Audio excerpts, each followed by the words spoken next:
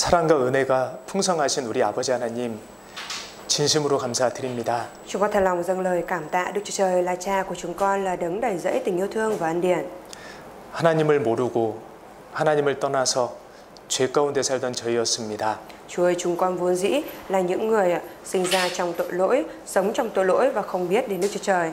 그런 저희를 사랑하셔서 예수님을 보내주시고 예수님의 보혈로 저희 모든 죄를 깨끗이 씻어주심에 감사드립니다. Nhưng mà chúng con dâng lời cảm tạ Chúa vì Ngài đã thương xót để chúng con sai Đức Chúa Giêsu đến trần gian này, và thông qua huyết báu của Đức Chúa Giêsu mà tẩy sạch hết mọi tội lỗi của chúng con đời đời một lần đủ cả. 오늘까지의 모든 삶이 하나님의 은혜였습니다. Chúa ơi, đời sống của chúng con cho đến ngày hôm nay đều là ân điển của Chúa. 저희를 구원해 주실 뿐만 아니라 늘 함께 해 주심도 감사드립니다. Chúng con dâng lời cảm tạ Chúa vì Ngài không những cứu rỗi chúng con mà Ngài còn luôn ở cùng với chúng con. 오늘 하나님의 말씀으로 또 저희 하나님의 자녀들에게 하나님의 뜻을 밝혀 주시길 기도드립니다. Chúng con cầu nguyện xin Chúa Ngài giúp đỡ để thông qua bài giảng ngày hôm nay thì chúng con với thân phận là con cái của Đức Chúa Trời có thể nhận biết ra được ý muốn của Đức Chúa Trời. 저희가 말씀을 통해서 하나님의 마음과 하나님의 뜻을 바로 알 수 있도록 도와주시옵소서. Chúa ơi, xin Chúa Ngài giúp đỡ để thông qua lời của Chúa chúng con có thể biết và hiểu được tấm lòng của Đức Chúa Trời. 그래서 주님 영광을 위해 주님 뜻을 위해 힘껏 살아갈 수 있도록 인도하여 Và xin Chúa 주시옵소서. Ngài cũng dẫn dắt chúng con để chúng con có thể sống hết sức mình vì ý muốn và vinh quang của Đức Chúa Trời. 저희 주변에 잃어진 영혼들이 너무나 많이 있습니다. Chúa ơi, xung quanh của chúng con có rất nhiều những linh hồn đang bị lạc mất. 그런데 때로는 저희 연약함과 게으름 때문에 복음 전하는 것에 소홀히 할 때가 있습니다. Tuy nhiên, có đôi lúc bởi sự lười biếng và sự nhút nhát của chúng con mà chúng con đã chểnh mảng trong công việc truyền giảng. 주님을 의지함으로 담대하게 하나님을 전하고 복음을 선포할 수 있도록 Xin 도와주시옵소서. Chúa giúp đỡ chúng con để bằng việc dựa dẫm vào Đức Chúa Trời thì chúng con có thể dạn dĩ, mạnh dạn mà tuyên bố, truyền giao và tuyên bố tin lành của Đức Chúa Trời. 그래서 이 땅에 하나님을 섬기는 하나님의 자녀들이 더욱 많아질 수 있도록 도와주시옵소서. Và xin Chúa Ngài giúp đỡ để thông qua đó mà trên đất này sẽ có nhiều con cái của Đức Chúa Trời hơn nữa được xuất hiện và phục vụ Chúa. 저희 모두가 하나님께 귀히 쓰임 받다가 주님 배울 수 있도록 인도하여 주시옵소서. Xin Chúa Ngài dẫn dắt để tất cả chúng con đều nhận được sự sử dụng quý giá từ Đức Chúa Trời và được gặp Ngài. 여러 가지 고난과 마음에 고민이 있는 분들 주께서 말씀의 빛으로 환하게 비춰 주셔서 남은 생애에는 주님만 의지하며 힘껏 살아갈 수 있도록 도와주시옵소서. Chúa ơi, xin Chúa Ngài cũng giúp đỡ, Ngài hãy dùng lời của Ngài để chiếu rọi vào trong tấm lòng của những anh chị em mà đang có những cái khó khăn và đau buồn ở trong đời sống của mình, để lời của Chúa có thể chiếu sáng và giúp các anh chị em có thể vượt qua hoàn cảnh đó. 오늘 또 말씀 듣고 있는 귀한 영혼 그 심령에 하나님 말씀을 심겨주시길 간구드립니다. Chúa, chúng con khao khát cầu nguyện xin Chúa Ngài cũng gieo lời của Chúa vào trong tâm linh của một người mới đang lắng nghe bài giảng. 오늘의 모든 일정도 자비로우신 주님의 손길에 의지합니다. Chúa ơi, mọi lịch trình ngày hôm nay chúng con đều xin giao phó lên bàn tay nhân từ của Chúa. 저희를 구원하여 주신 고마우신 예수님 이름으로 기도드렸습니다. Chúa Giêsu là đấng đã cứu rỗi chúng con và là đấng đáng để chúng con dâng lời cảm tạ. Và chúng con thành tâm cầu nguyện nhân danh Đức Chúa Giêsu Christ. 아멘. 예, 마가복음 2장을 찾겠습니다. Chúng ta mở sách Mác đoạn 2 nhé. 마가복음 2장 Sách Mác đoạn 2 ạ.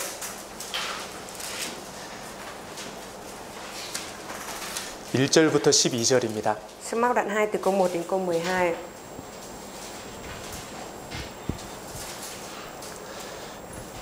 태자매님이 읽어주세요.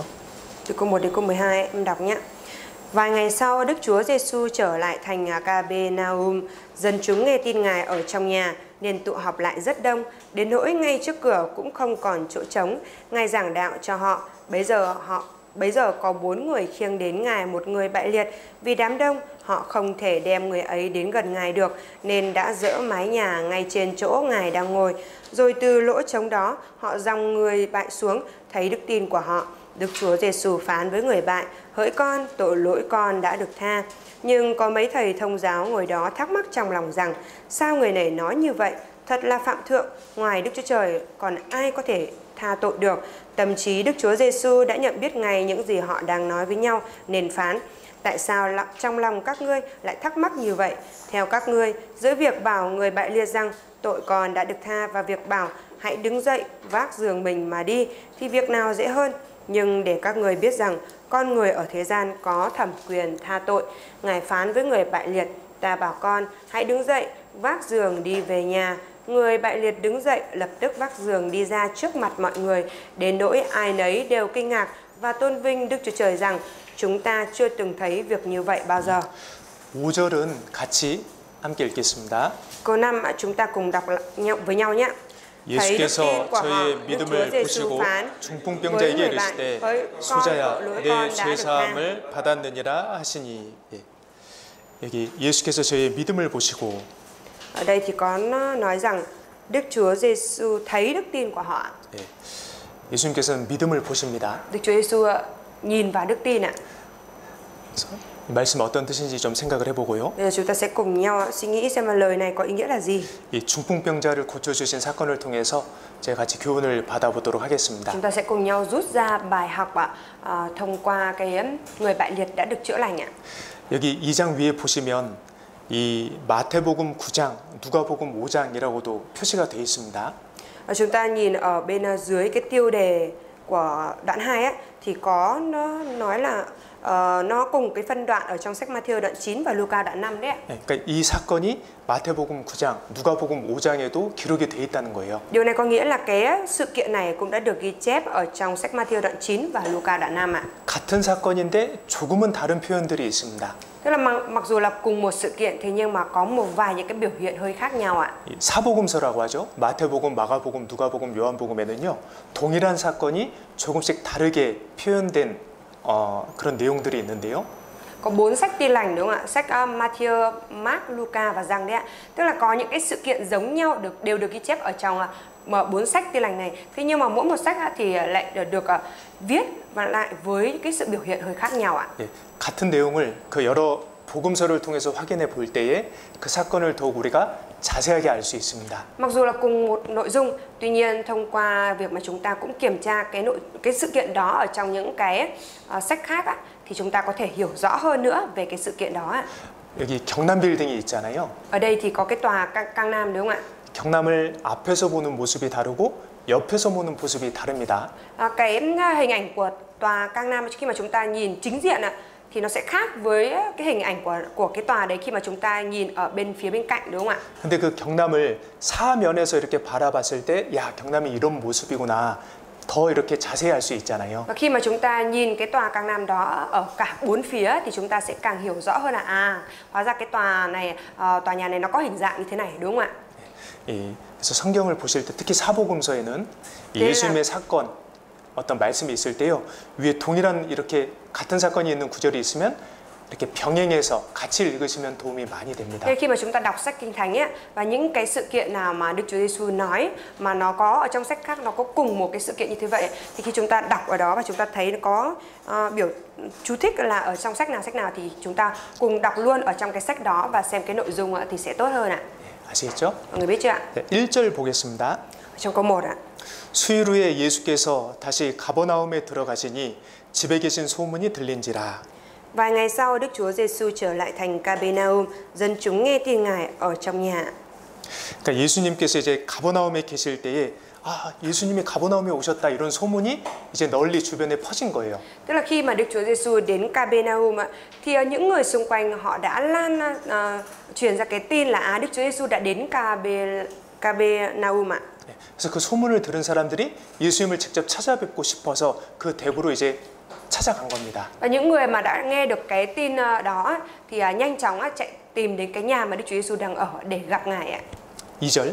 Trong câu 2 ạ.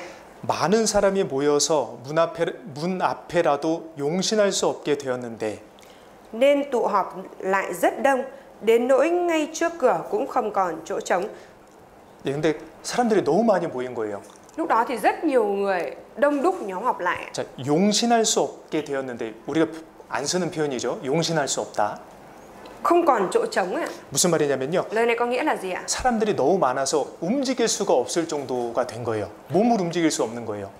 Không còn chỗ trống mà mình tiếng Hàn thì nói là kín mít ạ, tức là đông đến mức mà không thể nào mà di chuyển cơ thể của mình đi được ấy. 그러니까 12월 31일에 미딩 경기장 앞 거기 그 길가의 모습을 생각하시면 됩니다. Chúng ta chỉ cần nghĩ đến cái hình ảnh mà người dân tụ tập lại ở sân vận động Mỹ Đình ấy, cái đường ở sân vận động Mỹ Đình vào cái đêm ngày 31 tháng 12 ấy. 네. 그 사람들 많이 몰려 있잖아요. Lúc đó ngày đó thì có nhiều người tụ tập lại đúng không ạ? 그 정도로 사람이 많이 모인 거예요. Tức là nhóm đông đúc đến cái mức như thế vậy ạ. 자, 그 많은 사람들 앞에서 예수님이 무엇을 하셨을까? Khi mà đứng trước rất đông người như thế vậy thì Đức Chúa Giêsu đã nói gì ạ? Đã làm gì ạ? 예수께서 저희에게 도를 말씀하시더니 Ngài giảng đạo cho họ ạ. 예수님이 뭘 하셨습니까? Đức Chúa Giêsu đã làm gì ạ?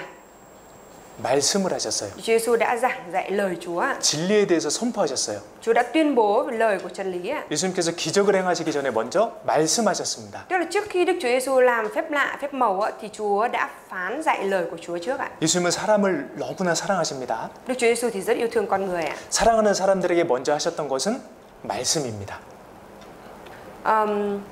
Cái điều mà Chúa thực hiện đầu tiên cho những cái con người mà Ngài yêu thương nhất đó là gì ạ? Đó là truyền giao lời của Đức Chúa Trời ạ. 여러분, 사람에게 필요한 것은 기적이 아닙니다. Thưa mọi người, cái điều cần thiết đối với con người không phải là kỳ tích ạ, 말씀입니다. mà là lời của Chúa ạ. 왜요? Tại sao ạ? 말씀을 들어야 바른 믿음이 생깁니다. Tại vì phải nghe lời của Chúa thì mới có được cái đức tin đúng đắn ạ. 믿음은 들음에서 나며 Đức tin đến từ việc người ta nghe. 들음은 그리스도의 말씀으로 말미암아 느니라. Mà điều người ta nghe là đức tin đến từ việc người ta nghe và người ta nghe là nghe lời của Đấng Christ được rao giảng ạ. 가장 중요한 것은 하나님을 바르게 믿는 것입니다. Cái điều quan trọng nhất ở đây đó là cái việc tin vào Đức Chúa Giêsu ạ. 그런데 하나님을 바르게 믿으려면 무엇이 필요하냐면 말씀을 잘 들어야 되는 Và 거예요. để có thể tin Đức Chúa Trời một cách đúng đắn thì cần phải gì ạ? Cần phải nghe lời của Chúa ạ. 여러분, 하나님이 원하시는 건 믿음입니다. Cho mọi người, cái điều mà Đức Chúa Trời mong muốn đó là đức tin ạ. 히브리서 11장 6절에 믿음이 없이는 기쁘시게 못하나니 하나님께 나아가는 자는 반드시 그가 계신 것과 그가 자기를 찾는 자들에게 상 주시는 이심을 믿어야 할지니라.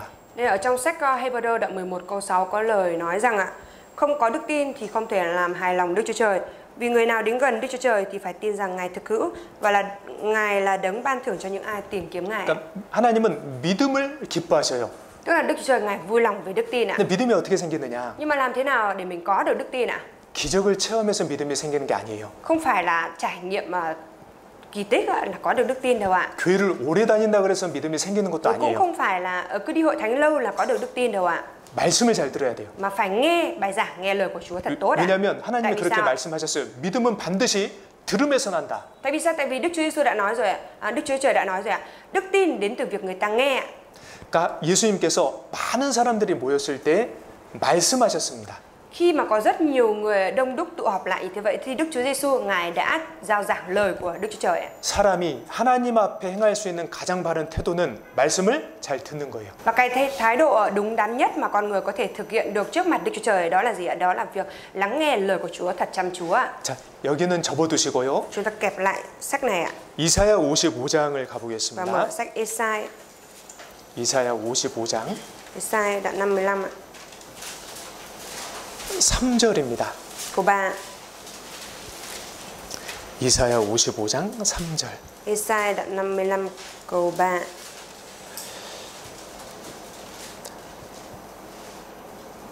네, 앞부분만 같이 읽어볼게요. Cùng đọc ạ. 네, 앞부분만. Chúng ta chỉ cùng nhau đọc hai cái vế đầu thôi nhé. 너희는 갓 귀를 너희 기울이고 새- 내게 나와 들으라. 그리하면 너희 영혼이 살리라 됐습니다. 너희 영혼이 살리라. Linh hồn của ngươi sẽ được sống ạ. 죄인으로 태어난 사람은요, 하나님과의 관계가 깨어진 채로 태어납니다. 영혼이 죽어 있는 거예요. Người đã được sinh ra là tội nhân đều được sinh ra trong trạng thái bị cắt đứt mối quan hệ với Đức Chúa Trời, tức là linh hồn đã chết ạ. 그렇죠? Đúng ạ. 네. 그런데 그 영혼이 살기 위해서 필요한 유일한 것은 뭐냐면 너희는 귀를 기울이고 내게 나와 들으라. Nhưng mà cái cách duy nhất để linh hồn đó có thể được sống lại là gì ạ? Đó là hãy đến với ta và nghiêng tai lắng nghe. 그냥 들으라고 하지 않으셨습니다. Không phải là chỉ có nói là hãy nghe thôi đâu ạ. 어떻게 들으라고요? Mà hãy nghe như thế nào ạ? 귀를 기울이고 내게 나와 들으라. Hãy nghiêng tai và đến với ta mà nghe. 잘 들어야 된다는 거예요. Lời đó ý muốn nói rằng phải lắng nghe thật chăm chú đấy ạ. 적극적으로 들어야 된다는 거예요. Tức là phải tích cực mà lắng nghe. 하나님 말씀을 경청해야 된다는 거예요. Tức là phải lắng nghe chăm chú lời của Đức Chúa Trời ạ. 구원을 받을 때도 그렇습니다. Lúc mà nhận được sự cứu rỗi cũng như vậy ạ. 구원받은 이후에도 Và 그렇습니다. sau khi nhận được sự cứu rỗi cũng như vậy ạ. 여러분, 말씀을 듣는 태도가 현재의 나의 삶의 모습을 결정합니다. Thưa mọi người, cái thái độ mình lắng nghe bài giảng như thế nào nó sẽ quyết định lên cái hình ảnh hiện tại đời sống của hình ảnh đời sống hiện tại của mình đấy ạ. 말씀을 대하는 태도, 말씀을 듣는 태도가요, 나의 현재 살아가는 모습을 결정한다니까요. Tức là cái thái độ mình lắng nghe lời của Chúa, mình lắng nghe bài giảng nó sẽ quyết định lên cái hình ảnh đời sống hiện tại của mình ạ. 왜요? Tại sao ạ? 말씀이 곧 하나님이세요. Bởi vì ngôi lời chính là Đức Chúa Trời ạ. 하나님은 말씀으로 자신을 나타내셔요. Và Đức Chúa Trời Ngài bày tỏ bản thân Ngài qua ngôi lời ạ. 마리아가 300데나리온 되는 향유 옥합을 예수님께 바쳤습니다. 깨뜨렸습니다. Maria thì đã đập vỡ cái bình dầu thơm có giá trị 300 denier để sức cho Đức Chúa Giêsu ạ. 그 비결이 무엇이었을까요? Và bí quyết đó là gì ạ? 주의 발 아래 앉아 말씀을 듣더니 Đó là bởi vì Maria đã ngồi ở dưới chân của Đức Chúa Giêsu mà lắng nghe ạ. 마리아는요, 겸손한 마음으로 예수님 발 아래 앉아서 말씀을 경청했습니다. Maria đã đem theo cái tấm lòng khiêm nhường ngồi dưới chân của Đức Chúa Giêsu và lắng nghe lời Chúa rao giảng ạ. 언니는요, 언니 마르다는 식사 준비 때문에 너무 분주했어요. 마음이 분주하고 바빴어요. Còn Ma-thê thì sao ạ? Ma-thê bởi vì mải phục vụ ạ, thế nên là tấm lòng thì rất là vội vã và bận rộn ạ. Nên là không có cái thời gian không có chú tâm đến lời của Chúa. 근데 같은 공간에 있는데 동생 마리아가 언니가 그렇게 바쁜 걸 모를 리가 없습니다. Ở trong cùng một cái không gian như thế vậy thì không có cái lý nào mà Maria lại không biết rằng là chị của mình đang bận như thế ạ. 그죠? Đúng không ạ? 그래도 마리아는 예수님 발 아래 앉아서 말씀 듣는 편을 택했어요. Mặc dù như vậy nhưng Maria vẫn chọn cái việc là ngồi ở dưới chân Đức Chúa Giêsu để nghe lời Chúa rao giảng ạ. 그리고 예수님은 그걸 칭찬하셨어요. Và Đức Chúa Giêsu đã khen ngợi Maria về điều đó ạ. 왜요? Tại sao ạ? 그게 그렇게 중요한 거예요. Bởi vì cái việc đó là quan trọng đến như vậy ạ. 말씀을 잘 듣는다는 게 그렇게 중요한 거예요. Cái việc lắng nghe lời của Chúa thật tốt ạ, nó quan trọng đến mức như vậy đấy ạ. 자, 말씀을 듣는 태도가 현재 삶의 모습을 결정한다고 말씀드렸습니다. Vừa nãy thầy đã chia sẻ rồi ạ. Cái thái độ nghe bài giảng của mình nó sẽ quyết định lên cái hình ảnh đời sống hiện tại ạ. 자, 그런데 현재의 삶은 우리의 영원한 삶, 그러니까 영광과 상급과 또 연결이 돼 있잖아요. Và cái đời sống hiện tại thì nó kết nối với cái đời sống đời đời, phần thưởng và vinh quang đời đời, đúng không ạ? 내가 주님을 위해 어떻게 살아가느냐에 따라서 나에게 주실 영광과 상급이 달라지잖아요. Tùy theo việc mình sống vì Chúa như thế nào thì cái phần thưởng và vinh quang mình sẽ nhận được nó sẽ tương đương với điều đó. 그러니까요, 현재 말씀을 대하는 그 태도가 나의 영원한 삶의 질을 결정하는 거예요. Thế cái thái độ nghe lời của Chúa của chúng ta nó sẽ quyết định lên cái đời sống đời đời của chúng ta như thế nào đấy ạ. 영원한 삶의 질.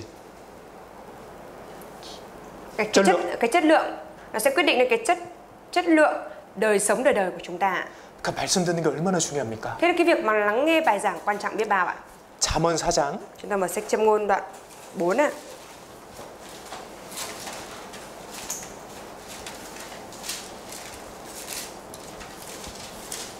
(10절입니다) Đoạn 4 câu 10 ạ.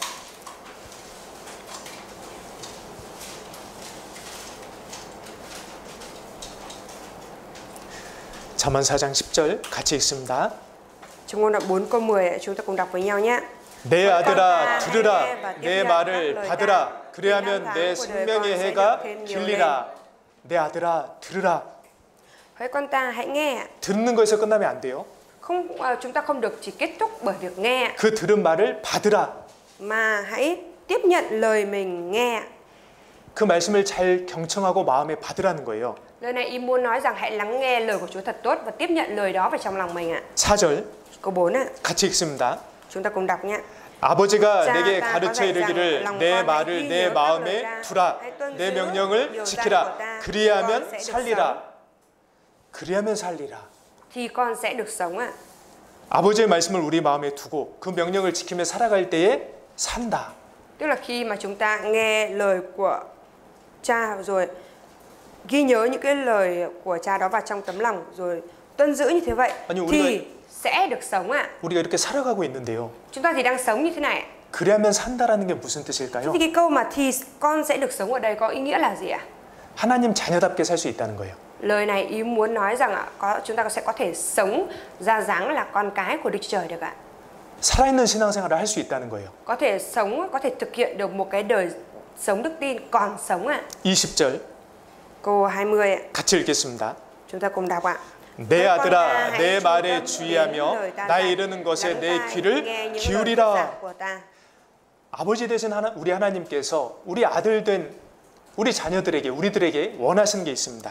Có điều mà Đức Chúa Trời là cha của chúng ta muốn ở chúng ta. 내 말에 주의해라. Đó là hãy chú tâm đến lời ta dạy ạ. 내 말에 귀를 기울여라. Rồi hãy lắng tai nghe lời ta dạy ạ. 그리고 말씀을 듣고 흘려버리지 말고. Rồi đừng có chỉ nghe cho qua. 마음에 두고. Mà hãy đặt để nó vào trong lòng. 정말 그 말씀대로 살아가라. Và hãy sống thực sự theo đúng như lời đó ạ. 그럴 때 하나님의 자녀답게 살 수 있다. Như thế thì có thể sống ra dáng là con cái của Đức Chúa Trời được ạ. 말씀을 대하는 태도가 그렇게 중요한 거예요. Cái thái độ đối với lời của Chúa, đối với lời của Chúa là quan trọng như vậy đấy ạ. 예수님께서는 자신을 찾아온 그 많은 사람들 앞에서 말씀하셨습니다. Đức Chúa Giêsu Ngài đã chia sẻ lời của Chúa trước nhiều người tụ tập lại trước mặt Ngài như vậy ạ. 다시 누가복음 돌아가 보겠습니다. 마가복음 2장. Chúng ta mở lại sách Mác đoạn 2.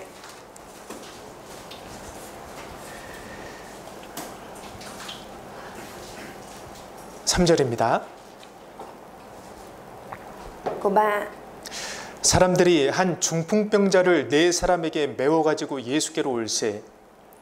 Bấy giờ có 4 người khiêng đến Ngài một người bại liệt ạ. 예, 중풍병자를 사람들이요 메고 왔어요.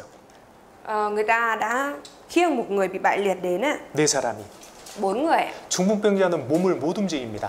Người bại liệt thì không di chuyển được cơ thể của mình ạ. 중풍병자도 생각은 할 수 있습니다. Người bị bại liệt thì có thể nghĩ ạ. 중풍병자도 말은 할 수 있습니다. Người bị bại liệt vẫn có thể nói được ạ. 근데 중풍병자는요 움직일 수가 없어요. Nhưng mà người bại liệt thì không thể nào mà di chuyển được ạ. 그러니까 사람들이 그 중풍병자를 침상에 그 누워 있는 채로 데리고 왔어요. Thế là những người này ở đây đã bê nguyên luôn cái giường mà người bại liệt đang nằm đó đi ạ. 자, 그런데 이게 어떤 교훈을 주시는 거예요? 이게 무슨 뜻일까요? Và cái nội dung này thì cho chúng ta rút ra bài học gì và cái lời này thì có ý nghĩa gì ạ? 이 중풍병자는요 죄인을 의미합니다. Người bại liệt là tượng trưng cho tội nhân ạ. 죄인은 하나님 기준대로 살 수가 없어요. Tội nhân thì không thể nào mà sống theo đúng như tiêu chuẩn của Đức Chúa Trời ạ. 간증할 수 있어요. Có thể làm chứng ạ. 생각할 수 있어요. Và có thể nghĩ ạ. 근데 하나님 뜻대로는 못 살아요. Tuy nhiên không thể sống theo đúng như ý muốn của Đức Chúa Trời. 선하게 살려고 노력할 수 있습니다. Có thể là cố gắng để sống thiện lành ạ. 근데 죄인들은 하나님 기준대로 하나님 뜻대로 살 수는 없어요. Nhưng mà tội nhân thì không thể sống theo tiêu chuẩn của Đức Chúa Trời, không thể sống theo ý muốn của Đức Chúa Trời. 그 중풍병자예요. Đấy là người bại liệt ạ. 그리고 여기서는요. Và ở đây ạ, 또 유대인들, 특히 서기관들, 바리새인들이 이 중풍병자와 같은 모습이었습니다. những người Do Thái, đặc biệt là những thầy thông giáo là những cái người giống như người bại liệt đấy ạ. 하나님을 믿는다는 믿음, 그 자부심이 대단했어요. Cái lòng tự phụ của họ về cái việc họ tin vào Đức Chúa Trời rất là lớn ạ. 간증도 하고요. Họ cũng làm chứng ạ. 회당에 모이기도 하고요. Rồi cũng tụ họp ở nhà hội ạ. 말씀도 듣고요. Cũng nghe lời của Chúa ạ. 서로 교제도 했을 거예요. Rồi có lẽ là cũng thông công với nhau đấy ạ. 봉사가 있으면 봉사도 했을 거예요. Rồi nếu mà có việc phục vụ thì chắc là cũng phục vụ với nhau đấy. 찬양도 불렀을 겁니다. Và chắc là cũng đã hát cả thánh ca 헌금도 nữa. 했을 거예요. Rồi dâng hiến nữa. 근데 하나님의 생명을 받지 못했기 때문에 Nhưng mà bởi vì chưa nhận được sự sống của Đức Chúa Trời ạ. 정말 하나님 뜻대로는 살 수 없었습니다. Thế nên là họ đã không thể nào mà thực sự sống theo đúng như ý muốn của Đức Chúa Trời ạ. 중풍병자와 같은 모습이었어요. Hình ảnh của họ giống như hình ảnh của người bị bại liệt ạ. 그 당시 유대인들. Những cái người Do Thái thời đó đấy. 그러니까요, 예수님께서 이 백성이 입술로는 나를 존경하는데 그 마음에는 나를 사랑하는 게 없다 선포하셨습니다. Thế nên Đức Chúa Giêsu mới tuyên bố rằng dân này lấy môi miệng mà tôn vinh ta, thế nhưng mà lòng của chúng thì cách xa ta lắm ạ. 왜냐면요, 구원을 받아야, 하나님의 생명을 받아야 진짜 살아있는 신앙생활을 할 수 있는 거예요. Bởi vì thực sự là phải nhận được sự cứu rỗi, phải nhận được sự sống đời đời thì mới có thể sống 살아있는 신앙생활. thì mới có thể thực hiện được một cái đời sống đức tin còn sống 움직이는 신앙생활. một cái đời sống có thể di chuyển được 구체적으로 중풍병자를 메고 오는 사람들처럼 희생하고 수고하는 생활을 할 수 있는 거예요. Cụ thể hơn đó là mới có thể sống một cách chịu vất vả và hy sinh giống như 4 cái người khiêng cái người bị bại liệt này ạ. 언제요? Khi nào ạ? 구원을 받아요. Khi mà mình nhận được sự cứu rỗi ạ. 바리새인들 서기관들은요, 말은 잘했습니다. Những thầy thông giáo và những người Pharisee thì họ nói giỏi ạ. 여기 보셔요. Ở đây ạ, 6절에 trong câu 6 어떤 서기관들이 거기 앉아서 마음에 의논하기를 이 사람이 어찌 이렇게 말하는가 참람하도다. 오직 하나님 한 분 외에는 누가 능히 죄를 사하겠느냐. Nhưng có mấy thầy thông giáo ngồi đó thắc mắc trong lòng rằng sao người này nói như vậy, thật là phạm thượng, ngoài Đức Chúa Trời còn ai có thể tha tội được. 그러니까 그 예수님 계신 곳에 많은 사람이 모인 곳에 서기관들도 있었습니다. Tức là ở tại nơi mà có rất đông người tụ tập lại, nhóm lại như thế vậy thì cũng có cả những cái thầy thông giáo ạ. 그때 예수님께서 그 중풍병자에게 내가 내 죄 사함을 받았느니라 말씀하셨거든요. Ở lúc đó thì Đức Chúa Giêsu đã nói với người bại liệt rằng hỡi con, tội lỗi con đã được tha. 그러니까 서기관들이 속으로 생각을 하는 겁니다. Thế nên những thầy thông giáo mới nghĩ ở trong bụng như thế này. 야, 참 참람한 사람이네. Cái người này thật là một người phạm thượng. 자기가 뭐라고 죄를 사해 준다는 말을 해. Bản thân có là ai đâu mà dám nói là tội con đã được tha. 죄를 사하여 주는 권세는 하나님께 있는데 자기가 뭔데? Cái quyền thế có thể tha tội được chỉ có Đức Chúa Trời mới có. Bản thân hắn ta là ai mà dám nói lời đó? 예, 서기관들이 왜 이런 말을 했을까요? Tại sao thầy thông giáo lại nói ra cái lời này ạ? 하나님을 믿는다고 하는데 예수님을 모르는 거예요. Tức là nói là tin vào Đức Chúa Trời nhưng mà lại không biết Đức Chúa Giêsu là ai ạ? 자기가 지옥 갈 죄인인 것도 모르는 Và cũng 거예요. không biết là mình là tội nhân sẽ đi xuống địa ngục ạ. 하나님 한 분 외에는 누가 능히 죄를 사하겠느냐? 그걸 안다면요, 먼저 자기부터 죄 사함 받아야죠. Nếu như biết rằng ngoài Đức Chúa Trời còn ai có thể tha tội được thì phải biết bản thân cần phải nhận được sự tha tội trước. 다른 사람들이 죄 사함 받을 때요, 그걸 기뻐하게 돼 있습니다. 죄 사함 받은 사람은요, 다른 사람들이 죄 사함 받잖아요, 구원 받잖아요, 기뻐하게 돼 있습니다. Và cái người mà đã nhận được cái sự tha tội rồi, tức là cái người đã nhận được sự cứu rỗi rồi thì khi thấy người khác được tha tội thì sẽ cảm thấy vui ạ. 그러니까 서기관들은 안다고 하는데 진짜 중요한 걸 모르는 거예요. Tức là những cái thầy thông giáo ở đây nói rằng mình biết nhưng mà họ thực sự không biết cái điều họ 예수님이 cần phải biết. 그리스도이신 줄도 모르고. Họ cũng không biết là Đức Chúa Giêsu. 그리스도, 예수님이 Đức 그리스도이신 Chúa 것도 Giêsu 모르고. chính là đấng Christ ạ. 자기가 지옥 갈 죄인인 것도 모르고. Họ cũng không biết là mình là tội nhân phải đi xuống địa ngục ạ. 그러면서 하나님을 잘 섬긴다라는 착각 속에서 살았습니다. Rồi họ cứ sống trong cái sự lầm tưởng rằng mình đang phục vụ Đức Chúa Trời tốt ạ. 바리새인도 그랬죠. Người Pharisee cũng như vậy đúng không ạ? 예수님께서 비유를 드셨습니다. Đức Chúa Giêsu đã đưa ra một cái ẩn dụ ạ. 성전에 바리새인과 세리가 기도하러 갔는데 Có một người thu thuế và một người Pharisee đi lên đền thờ để cầu nguyện ạ. 이 바리새인이 얼마나 교만하게 기도를 했냐면요. Và người Pharisee này đã cầu nguyện một cách kiêu ngạo đến mức như thế nào? 하나님 너무나 감사합니다. Đức Chúa Trời, con cảm tạ Chúa rất nhiều. 이 세리와 같지 않음을 너무나 감사합니다. Con cảm tạ Chúa bởi vì con không giống như người thu thuế kia. 이거 진짜 얼마나 말도 안 되는 기도예요. Thực sự đây là một cái lời cầu nguyện vô lý biết bao ạ. 자기가 죄는 건 몰라요. Không biết mình là tội nhân ạ. 판단하고 있어요, 다른 세리를. Mà lại còn đang đi phán xét cái người thu thuế kia. 여러분, 구원받은 사람은 절대 그런 말 못합니다. Thưa mọi người, cái người mà đã nhận được sự cứu rỗi thì tuyệt đối không thể nào mà nói ra cái lời giống như vậy. 죄 때문에 고민하고 있는 사람에게 가서 도와주고 어떻게 하면 구원받을 수 있는지 알려주지 절대 그렇게 판단 안 합니다. Chỉ người đã nhận được sự cứu rỗi chỉ đến với cái người mà đang lo âu, suy nghĩ về cái tội lỗi của mình, khuyên nhủ và thông công để giúp đỡ để làm sao người đó có thể thoát ra được khỏi cái tội lỗi đó, chứ tuyệt đối không thể nói ra cái lời xét đoán giống như người Pharisee kia. 그러니까 이 서기관 이 사람들이요, 하나님을 안다고 하는데 진짜 모르는 거예요. Thế là những cái thầy thông giáo ở đây nói rằng mình biết Đức Chúa Trời, thế nhưng mà thực sự họ không biết cái điều mà họ cần phải biết ạ. 우리 시대에 이런 사람들이 진짜 많습니다. Ở trong thời đại của chúng ta thì những cái người như thế này thực sự có rất nhiều ạ. 하나님 믿는다고 교회 다녀요. Họ nói rằng họ tin vào Đức Chúa Trời rồi họ cũng đi hội thánh ạ. 말씀 배워요. Cũng học lời của Chúa đấy ạ. 봉사도 해요. Cũng phục vụ đấy ạ. 찬양도 해요. Cũng hát thánh ca. 헌금도 해요. Cũng dâng hiến. 근데 Tuy nhiên ạ, 중풍병자 같은 사람들이 많습니다. có nhiều người lại sống giống như người bại liệt ạ. 하나님 뜻대로 행하지를 못해요. Không thể thực hiện theo đúng như ý muốn của Đức Chúa Trời ạ.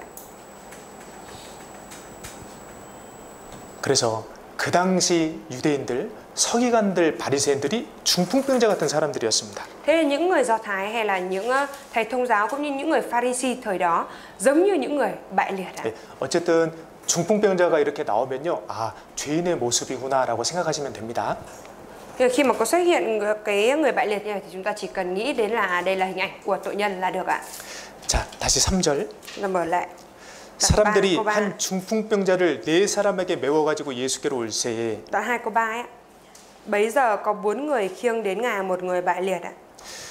자, 그런데요, 사람들이 너무 많았잖아요. Tuy nhiên lúc đó thì rất đông người ạ. 그러니까 이제 이 중풍병자를 메고 온 사람들은 이 중풍병자를 데리고 예수님 앞으로 가야 되는데 못 가는 거예요. 4 cái người khiêng cái người bại liệt này đi đến để có thể gặp được Đức Chúa Giêsu. Thế nhưng mà tại vì đông người quá nên là không thể nào mà đến trước mặt Đức Chúa Giêsu được ạ. 근데 거기서 포기하지 않았고 Nhưng mà tại đó họ đã không có từ bỏ. 지붕으로 올라갔습니다. Họ đã leo lên trên trần nhà, trên 지붕을 뜯어냈습니다. xong rồi họ tháo rỡ cái mái nhà ra. 자, 지붕을 어느 정도의 크기로 뜯어냈을까요? Vậy thì họ đã tháo cái mái nhà nó có cái độ lớn khoảng bao nhiêu ạ? 어느 정도 크기예요? Độ lớn khoảng bao nhiêu ạ? 네, 최소 침상 크기로는 뚫어야 돼요. 최소. Ít nhất thì cũng phải là bằng kích thước của cái giường đúng không ạ? 근데 사실 그거보다 조금 더 뚫어야 돼요. Và sự thật thì để có thể thòng xuống được thì phải tháo nó rộng hơn cái giường ạ. 그죠? đúng không ạ? 그렇게 해서 중풍병자를 달아내려서 결국 예수님과 이렇게 접촉할 수 있도록 도와줬습니다. 4 người này đã giúp đỡ để thòng cái giường xuống để cho người bại liệt này có thể tiếp xúc được với Đức Chúa Giêsu ạ. 그때 예수님께서 중풍병자에게 처음으로 하셨던 말씀이 내 죄사함을 받았느니라. Lúc đó cái lời đầu tiên mà Đức Chúa Giêsu nói với người bại liệt là gì ạ? Hỡi con, tội lỗi con đã được tha. 자, 우리가 중풍병자 그 입장에 대해서 생각을 해봅시다. Vậy thì chúng ta hãy đứng ở lập trường của người bại liệt này và nghĩ xem nhé. 중풍병자가 예수님을 만났을 때 가장 듣고 싶었던 말이 무엇일까요? Cái người bại liệt khi mà gặp Đức Chúa Giêsu thì cái lời đầu tiên muốn được nghe từ Đức Chúa Giêsu là gì ạ? Lời đầu tiên nhất muốn được nghe là gì ạ? 네, 내 중풍병이 나았느니라 이 말을 너무 듣고 싶었을 Cái người 거예요. bại liệt thì muốn được nghe cái lời Chúa nói rằng cái bệnh bại liệt của con đã được khỏi rồi. 그렇지 않아요?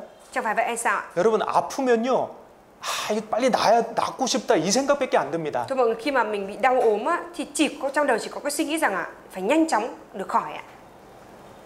근데 예수님께서는 그 말씀을 안 하시고 네 죄사함을 받았느니라라고 Nhưng mà Đức Chúa Giêsu 말씀하셨어요. đã không nói lời đó mà Đức Chúa Giêsu đã nói rằng hỡi con, tội lỗi con đã được tha.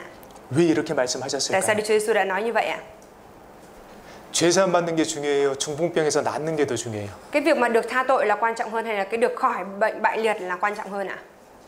죄사함 받는 게 중요해요. Cái việc được tha tội là quan trọng hơn đúng không ạ? 중풍병에서 나을지라도 Cho dù có được khỏi bệnh bại liệt đi chăng nữa 구원받지 못하고 죽으면 지옥 갑니다. mà không nhận được sự cứu rỗi rồi chết đi thì sẽ đi xuống địa ngục ạ. 어차피 죽어요.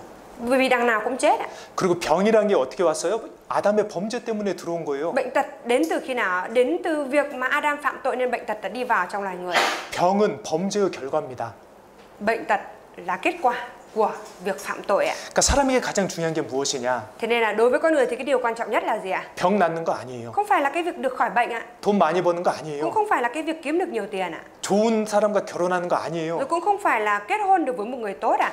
죄사함을 받는 거예요. Mà là việc được tha tội ạ. 이게 제일 중요해요. Đây là cái điều quan trọng nhất ạ. 그러니까 예수님께서 그걸 먼저 말씀하신 거예요. 네 죄사함을 받았느니라. Thế nên Đức Chúa Giêsu mới nói rằng mới nói cái lời đầu tiên nhất đó là tội lỗi con đã được tha. 사람에게 무엇이 가장 중요한지 알려주신 거예요. Tức là Chúa cho biết là đối với con người thì cái điều gì là quan trọng nhất 자, ạ. 그런데 Tuy nhiên ạ, 우리 시대 교회 다니는 사람들은요, trong thời đại của chúng ta những người đi hội thánh ạ, 중풍병에서 낫길 원해요? 아니면 죄사함 받길 원해요?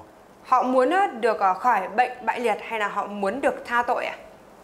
중풍병에서 낫는 걸 원해요. Họ muốn được khỏi bệnh bại liệt ạ. 병 낫기를 원하고요. Họ muốn được khỏi bệnh, 하나님 믿고 돈 많이 벌길 원하고요. rồi họ muốn có thể kiếm được nhiều tiền, 하나님 믿고 좋은 가정, 평안한 가정이 되길 원하고요. rồi họ cũng muốn có được một cái gia đình tốt và bình an. 하나님 믿고 내 자녀들이 잘 되길 원합니다. Rồi họ cũng mong muốn là tin vào Đức Chúa Trời thì con cái của mình sẽ trở nên tốt hơn. 몰라서 그래요. Bởi vì họ không biết nên họ mới mong như thế vậy ạ. 진짜 중요한 게 뭔지 몰라서 그래요. Bởi vì họ thực sự không biết cái điều gì là quan trọng nhất để mới như 하나님이 thế ạ. 우리에게 주시려고 하시는 게 뭔지 몰라서 그래요. Và họ cũng không biết là bởi vì họ không biết là Đức Chúa Trời, cái điều mà Đức Chúa Trời thực sự muốn ban cho loài người là gì nên mới như thế ạ. 물론 하나님은요 우리 병을 낫게 해주실 수 있습니다. Hiển nhiên thì Đức Chúa Trời Ngài có thể chữa lành bệnh cho con người ạ. 하나님은 우리가 돈 많이 벌 수 있도록 해주실 수 Và Đức 있습니다. Chúa Trời Ngài cũng có thể giúp đỡ để chúng ta có thể kiếm được nhiều tiền ạ. 하나님께서는 우리 가정들이 평안하게 행복하게 해주실 수 Và 있습니다. Đức Chúa Trời Ngài cũng có thể khiến cho gia đình của mình có thể sống bình an và hạnh phúc ạ. 근데 가장 중요한 것은요 Tuy nhiên cái điều quan trọng nhất là gì ạ? 죄 사함 받는 거예요. Đó là cái việc được tha tội ạ. 그게 제일 중요해요. Đấy là điều quan trọng nhất ạ. 그러니까 예수님이 그걸 먼저 알려주신 Và 거예요. Đức Chúa Giêsu đã nói cho biết trước cái điều đó. 시편 103편입니다. Sách Thi Thiên 시편 103편 đoạn 103. 한번 순서를 잘 보셔요. Chúng ta hãy xem thứ tự ở đây nhé. 시편 103편 3절. Thi Thiên đoạn 103 câu 3.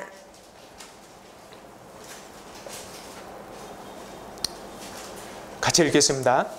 Chúng ta cùng đọc nhé. 저가 내 모든 죄악을 사하시며 내 모든 병을 고치시며 죄 사함이 먼저입니까? 병 고쳐지는 게 먼저입니까? Tha thứ tội trước hay là chữa lành bệnh tật trước ạ? 죄 사함이 먼저예요. Tha thứ tội trước là xuất hiện trước đúng không ạ? 하나님께는요 병을 고치실 수 있는 능력이 있습니다. Đức Chúa Trời Ngài có cái quyền năng có thể chữa lành bệnh ạ. 그러나 그보다 우선되는 건 죄 사함이에요. Tuy nhiên cái điều ưu tiên hơn cái điều đó là cái việc tha tội ạ. 하나님께서 사람에게 주시려고 하시는 축복은 죄 사함의 축복입니다. Cái sự chúc phước mà Đức Chúa Trời muốn ban cho con người nhất đó chính là sự tha tội ạ. 사람은 무엇보다 이 축복을 받아야 돼요. Và con người thì cần phải nhận được cái sự chúc phước này hơn hết ạ. 요한 3서도 보겠습니다. Chúng ta mở sách Giăng 3. 요한 3서 Sách Giăng 3. 여기도 순서를 잘 보셔요. Chúng ta cũng xem thật kỹ cái thứ tự ở đây nhé. 2절. Giăng 3 câu 2. 목사님 몇 장인지 얘기 안 해주셨습니다 라고 하실 수 있습니다. 근데 요한 3서는요 한 장밖에 없어요. 1장밖에 없습니다. Có thể là có ai trong bụng nghĩ rằng thầy ơi nhưng mà thầy đã nói đoạn đâu. Nhưng mà Giăng 3 chỉ có một đoạn duy nhất thôi ạ. 자, 2절 같이 읽겠습니다. Giăng 3 câu 2 chúng ta cùng đọc với nhau nhé. 사랑하는 자여 내 영혼이 잘됨 같이 내가 범사에 잘되고 강건하기를 내가 간구하노라. 예, 무엇이 먼저 잘 돼야 됩니까? Cái gì phải được 영혼이요. trước ạ? Theo Kinh Thánh bản dịch năm 1925 có nói là cũng như đã được thịnh vượng về phần linh hồn ạ, tức là linh hồn quan trọng hơn ạ. 이 죄사함을 받은 사람에게 하나님께서 하나님의 뜻에 따라 육신적인 복도 주시는 거예요.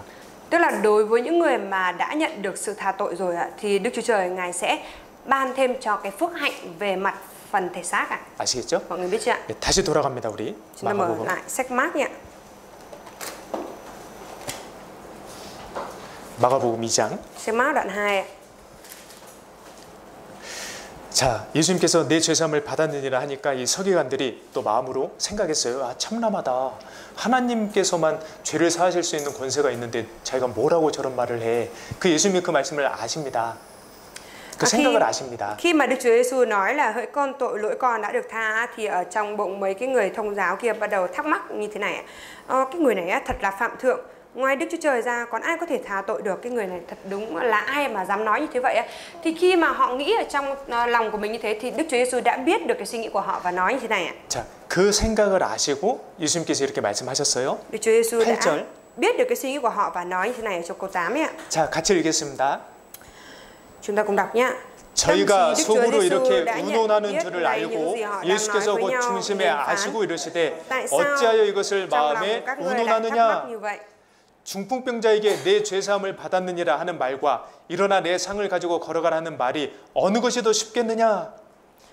Theo các ngươi giữa việc bảo người bại liệt rằng tội con đã được tha và việc bảo hãy đứng dậy vác giường mình mà đi thì việc nào dễ hơn ạ? 여러분, 여러분도 대답해 보셔요. Không, mọi người cũng hãy trả lời thử xem ạ. 뭐가 더 쉽겠어요? Cái gì dễ hơn ạ? 죄사함을 받았느니라 그리고 내 상을 가지고 걸어가라. 어떤 말이 더 쉽겠어요? Tội lỗi con đã được tha với cái việc là đứng dậy vác giường mình đi á, thì cái việc nào dễ hơn ạ? 둘 다 어렵습니다. Cả hai đều khó ạ. 둘 다 어려워요. Cả hai đều khó ạ. 근데 둘 다 하나님만 하실 수 있는 일이에요. Nhưng mà cả hai việc thì chỉ có Đức Chúa Trời mới có thể thực hiện được ạ. 그러니까 예수님께서 하나님이심을 알려주시는 겁니다. Thế nên là Đức Chúa Giêsu muốn cho họ biết được rằng Đức Chúa Giêsu chính là Đức Chúa Trời ạ. 하나님만 죄를 사해줄 수 있는 권세가 있지 않냐라는 그런 생각에 예수님께서 진짜 하나님이시라는 걸 알려주신 거예요. Tức là ở trong cái lòng trong tấm lòng họ nghĩ rằng ngoài Đức Chúa Trời ra thì không ai có thể tha tội được. Nên là Đức Chúa Giêsu nói như thế vậy để cho họ biết được rằng Đức Chúa Giêsu chính là Đức Chúa Trời ạ. 말로요. 중풍병이 나았다 걸어가라. 그래서 낫는다라는 것은 기적입니다. Cái việc mà Chúa phán bằng lời cho người bại liệt kia và cái người đó được đứng dậy và khỏi bệnh bại liệt như thế thì đó là một việc 어려워요. khó ạ. 어렵습니다. Việc khó ạ. 근데 죄를 사해 주는 거는 사실은 더 어려워요. Tuy nhiên cái việc tha tội còn khó hơn đó rất nhiều ạ. 귀신도 능력을 행할 수 있습니다. Ma quỷ nó cũng có thể làm được những cái việc quyền năng ạ. 마귀도 능력이 있습니다. Bởi vì ma quỷ nó cũng có cái năng lực ạ. 근데 죄를 사해 주는 권세는요. Nhưng mà cái quyền thế tha tội được. 죄는 말로만 용서되는 게 아닙니다. Tội lỗi thì không phải là cứ nói bằng miệng, bằng lời là được tha đâu ạ. 죄는 반드시 죄값을 치러야 돼요. Mà về tội lỗi thì nhất định phải trả giá. 예수님께서 내 죄 사함을 받았느니라 말씀을 하셨지만 Đức Chúa Giêsu đã nói rằng hỡi con tội lỗi con đã được tha. 말씀으로만 끝나면 안 되는 거예요. Mặc dù Chúa đã nói ra cái lời đó nhưng mà không được chỉ kết thúc chỉ bằng cái lời nói đó ạ. 왜요? Tại sao ạ? 죄값을 반드시 치러야 그게 공이거든요. Tại vì về tội lỗi thì nhất định phải trả giá thì mới là công chính ạ. 그러니까 내 죄 사함을 받았느니라 이렇게 말씀하신 배경에는요. Thế là cái bối cảnh mà Đức Chúa Giêsu có thể nói ra rằng tội lỗi con đã được tha ở đây là gì ạ? 예수님께서 이 중풍병자의 죄를 위해서도 십자가에서 돌아가실 것을 알려주신 거예요. Đó là Chúa muốn cho biết rằng tức là Đức Chúa Giêsu ngài cũng sẽ chết ở trên thập tự giá để trả giá cho cả tội lỗi của người bị bại liệt này ạ. 그러니까 이 말씀을 하시기 위해서는 실제로 예수님께서 십자가에 달리셔야 되는 겁니다. Và để nói được cái lời như thế vậy thì trên thực tế Đức Chúa Giêsu phải bị đóng đinh và treo ở trên thập tự giá. 죄 사함은 말로만 되는 게 아니거든요. Bởi vì cái việc tha tội không phải chỉ nói bằng lời là xong ạ.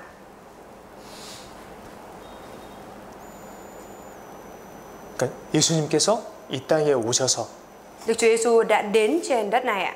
속전이 되셔서 우리 죄값을 치러 주신 거예요. Chúa đã trở thành giá chuộc để chuộc tội cho chúng ta. 속전이란 뜻은요. Giá chuộc là gì ạ? 여기 또 접어두시고 Chúng ta kẹp sách này lại 디모데전서 2장을 보겠습니다.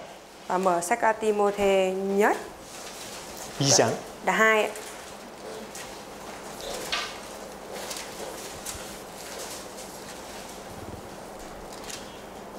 (6절) Ti-mô-thê nhất đoạn 2 câu 6 ạ. 네, 같이 읽겠습니다.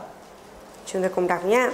그가 Ngài đã 모든 phó 사람을 chính mình 위하여 làm giá 자기를 chuộc mọi người 속전으로 là 주셨으니 lời 기약이 được 이르면 ban 증거할 cho đúng thời 것이라. điểm. 그는 예수님입니다. Ngài ở đây là Đức Chúa Giêsu ạ. 예수님께서 모든 사람을 위해서 자기 자신을 속전으로 주셨으니 Đức Chúa Giêsu ngài đã phó chính mình làm giá chuộc mọi người ạ. 이 당시에요. 빚을 졌는데 그 빚을 못 갚으면 노예로 끌려가야 됐습니다. Và cái thời đại lúc bấy giờ nếu như mà mắc nợ mà không trả được nợ thì sẽ bị bắt đi làm nô lệ ạ. 왜냐하면 돈을 못 갚았잖아요. 대가를 치러야죠. Bởi vì không có trả nợ được, phải trả giá đúng không ạ? 근데 누군가 Nhưng mà ai đó 그 죄값을 대신 내주고 빚을 갚아준다면요. 노예에서 풀려나는 거잖아요. trả nợ cho, tức là trả giá chuộc cho thì cái người đó sẽ được giải phóng ra khỏi nô lệ. 네, 그 값이 속전이에요. Nên là cái giá chuộc ở đây đó là cái giá phải trả để chuộc ạ. 원래 우리가 우리 죄 때문에 우리 죄에 끌려서 지옥까지 가는 운명이었습니다. Vốn dĩ chúng ta là cái vận mệnh bởi vì tội lỗi mình đã phạm sẽ bị kéo đi bởi cái tội lỗi đó và đi xuống địa ngục ạ. 근데 예수님께서 이 땅에 오셔서 나 대신 십자가에서 죄 값을 치러 주셨어요. Nhưng mà Đức Chúa Giêsu đã đến trên đất này và thay mình làm giá chuộc tội đó của mình rồi ạ. 예수님의 피로요. Bằng huyết của Đức Chúa Giêsu ạ. 예수님의 생명으로요. Bằng sự sống của Đức Chúa Giêsu ạ. 그렇게 하셨기 때문에 내 죄 사함을 받았느니라 그렇게 말씀하셨던 겁니다. Bởi vì Chúa đã làm như vậy nên là Chúa mới nói rằng tội con đã được tha. 간음 중에 잡힌 여인이 예수님 앞에 끌려왔습니다. Một người phụ nữ mà gian dâm đã bị bắt quả tang khi mà phạm tội gian dâm thì đã được đem áp giải đến trước mặt Đức Chúa Giêsu ạ. 사람들은 그 여인을 이용해서 예수님을 공경에 처하게 하려고 했어요. Và lúc đó những cái người ở đó họ muốn lợi dụng cái người phụ nữ bị bắt quả tang này để thử thách và công kích Đức Chúa Giêsu ạ. 여자가 간음 중에 잡혔습니다. 어떻게 처리하면 되겠습니까, 예수님? Đức Chúa Giêsu ơi, cái người phụ nữ này đã bị bắt quả tang trong lúc đang phạm tội tà dâm như thế vậy thì phải làm như thế nào? Phải xử lý như thế nào? 왜냐하면 구약 성경 율법에 따르면요, 간음 중에 잡힌 사람은 반드시 돌 맞아 죽어야 했습니다. Bởi vì theo như cái luật pháp ở thời Cựu Ước, một người mà phạm tội tà dâm rồi bị bắt quả tang như thế vậy thì sẽ bị ném đá chết ạ. 그런데 만약에 예수님께서 그래? 그러면 율법대로 돌로 쳐서 죽여라라고 하시면요, 로마 법을 어기게 되는 거예요. Tuy nhiên nếu như Đức Chúa Giêsu mà nói rằng đúng vậy, hãy làm theo đúng như luật pháp, hãy lấy đá ném chết người phụ nữ này, thì Đức Chúa Giêsu lại làm trái lại cái luật của La Mã. 왜냐하면 당시에는 이스라엘이 로마 식민 지배를 받고 있을 때였습니다. Bởi vì cái thời điểm đó là cái thời điểm mà Israel đang bị đế quốc La Mã cai trị ạ. 이스라엘 사람들은 자기들끼리 서로 죽일 수 있는 권한이 없었어요. Nên là đối với những người Israel thì họ không có cái quyền hạn có thể giết lẫn nhau ạ. 그렇다고 해서 예수님께서 만약에 그래? 죽이지 말아라라고 하게 되면 모세 율법을 어기게 되는 거예요. Tuy nhiên nếu như mà Đức Chúa Giêsu lại nói rằng không được giết thì Đức Chúa Giêsu lại phạm phải cái luật của Môi-se. 그러니까 그 간음 중에 잡힌 여인을 데려왔던 사람들은요, 예수님께서 이러지도 못하시고 저러지도 못하게 해서 올무에 빠뜨리려고 했던 겁니다. Thế là những người mà dẫn người cái phụ nữ bị bắt quả tang kia đến trước mặt Đức Chúa Giêsu, đó là để lợi dụng cái việc đó mà khiến cho Đức Chúa Giêsu không thể làm như thế này và cũng không thể làm như thế kia để cho Đức Chúa Giêsu sa vào bẫy ạ. 근데 예수님께서 사람들의 마음을 다 아십니다. Nhưng mà Đức Chúa Giêsu thì biết hết lòng của con người ạ. 주만 홀로 인생의 마음을 다 아심이니이다. Chỉ có Chúa biết rõ lòng người ạ. 예수님께서 뭐라고 Và Đức 하셨습니까? Chúa Giêsu đã nói gì ạ? 죄 없는 사람이 먼저 쳐라. Ai không có tội hãy ném chị ấy trước đi ạ. 죄 없는 사람이 누가 있어요? Nhưng mà làm gì có ai là người không có tội ạ? 그러니까 나이 많은 사람들부터 다 돌아갔습니다. Thế là từ người nhiều tuổi cho đến những người ít tuổi đều đi về, đều bỏ 나이가 về. 많다라는 것은 그만큼 죄를 많이 지었다라는 거예요. Nhiều tuổi ở đây có nghĩa là phạm nhiều tội lỗi tương đương với cái số tuổi của mình đấy ạ. 자, 이제 예수님과 간음 중에 잡힌 여인 둘만 남았습니다. Và lúc bấy giờ cuối cùng là chỉ còn lại một người phụ nữ bị bắt đến và Đức Chúa Giêsu thôi ạ. 예수님은 죄가 없으시기 때문에 돌로 그 여인을 치실 수 있습니다. Bởi vì Đức Chúa Giêsu là đấng không có tội lỗi nên là Đức Chúa Giêsu có thể cầm đá ném chết cái người phụ nữ kia. 근데 놀랍게도 예수님께서요, Nhưng mà một điều đáng kinh ngạc đó là Đức Chúa Giêsu, 나도 너를 정죄하지 않는다. Chúa nói rằng ạ, ta cũng không kết án chị đâu ạ. 나도 너를 심판하지 않는다. Ta cũng không có phán xét chị đâu. 가서 다시는 죄를 범치 말아라. Hãy đi và đừng phạm tội nữa ạ. 왜 그렇게 얘기하셨냐면요, Tại sao Đức Chúa Giêsu đã nói lời đó ạ? 네가 지은 그 죄값은 내가 받을게. Đó là cái tội lỗi mà con đã phạm đó, cái giá phải trả cho tội lỗi này ta sẽ chịu cho con. 내가 너 대신 심판 받을 거야. Ta sẽ chịu sự phán xét thay cho con 십자가에서. trên thập tự giá. 그러니까 다시는 죄 짓지 마. Thế nên là con đừng có phạm tội nữa. 그러니까 정죄 안 하신 거예요. Thế nên là Đức Chúa Giêsu mới không có định tội, không có kết án cái người phụ nữ đó ạ. 예수님께서 십자가에 달리지 않으셨다면 그렇게 말씀하실 수 없습니다. Nếu như Đức Chúa Giêsu không có bị treo ở trên thập tự giá thì Đức Chúa Giêsu không thể nào mà nói ra cái lời đó được ạ. 그러니까요, 중풍병자를 낫게 하는 그 능력도 대단하지만 죄를 사해 주시는 그 능력이 더 대단하신 거예요. Thế là cái quyền năng chữa lành bệnh bại liệt cũng tuyệt vời, thế nhưng mà cái việc mà cái quyền năng Chúa tha tội được là còn tuyệt vời hơn ạ. 그게 더 힘든 거예요. 그게 더 어려운 거예요. Bởi vì cái việc tha tội là khó hơn ạ. 근데 예수님께서 그 일을 이루셨어요. Nhưng mà Đức Chúa Giêsu Ngài đã hoàn tất xong cái công việc tha tội đó ạ. 우리 죄를 사해 주셨어요. Chúa đã tha thứ hết mọi tội lỗi của chúng ta. 우리를 너무 사랑하셔서요. Bởi vì Chúa rất yêu thương chúng ta. 자, 그래서 죄를 사하여 주시고 중풍병을 낫게 해주신 것은 하나님께, 즉 예수님께 죄 사하는 권세가 있음을 직접 그들에게 알려주신 겁니다. Tức là Đức Chúa Giêsu Ngài đã tha tội cho người bại liệt rồi chữa lành bệnh cho người bại liệt như vậy để cho những người ở đó biết được rằng chính Đức Chúa Giêsu cái quyền năng 예수님께서 하나님이심을 알려주신 거고, để cho người ta biết được rằng Đức Chúa Giêsu chính là Đức Chúa Trời. 예수님께서 죄를 사하시는 권세가 있다는 걸 알려주신 거예요. Và cũng để cho người ta biết được rằng Đức Chúa Giêsu là đấng có quyền thế tha tội được ạ. 우리 다시 또 마가복음 2장 Chúng ta 돌아갑니다. mở lại sách Mác đoạn 2 ạ. 자, 이제 5절. Cho câu 5 ạ. 예수께서 저희의 믿음을 보시고 중풍병자에게 이르시되 소자야 내 죄사함을 받았느니라 하시니. Thấy đức tin của họ, Đức Chúa Giêsu phán với người bạn: hỡi con, tội lỗi con đã được tha. 예수께서 저희의 믿음을 보시고. Đức Chúa Giêsu thấy đức tin của họ. 여기서 저희는 누구일까요? Họ ở đây là ai ạ? 저희니까 일단은 한 사람 이상이에요. Họ đã nói là họ ở đây thì ít nhất là cũng phải từ 2 người trở lên, đúng không ạ? 여기서 저희는 몇 명이에요? Họ ở đây là mấy người ạ? 4명도 있고 뭐 5명도 Có thể 계시고. là 4 người, 5 người ạ? 5명입니다. 5 người đấy ạ. 왜냐하면 Tại vì sao ạ? 믿음이 없으면 구원받지 못해요. Tại vì nếu như mà không có đức tin thì không nhận được sự cứu rỗi ạ. 그러니까 다른 사람의 믿음이 좋다 그래서 내가 구원받는 일은 없어요. Thế là không có cái chuyện nào mà bởi vì đức tin của người khác tốt nên là tôi nhận được sự cứu rỗi ạ. 그렇죠? Đúng không ạ? 구원은 하나님과 나의 1:1 관계입니다. Mà cái việc nhận được sự cứu rỗi này là mối quan hệ 1-1 giữa mình với Chúa ạ.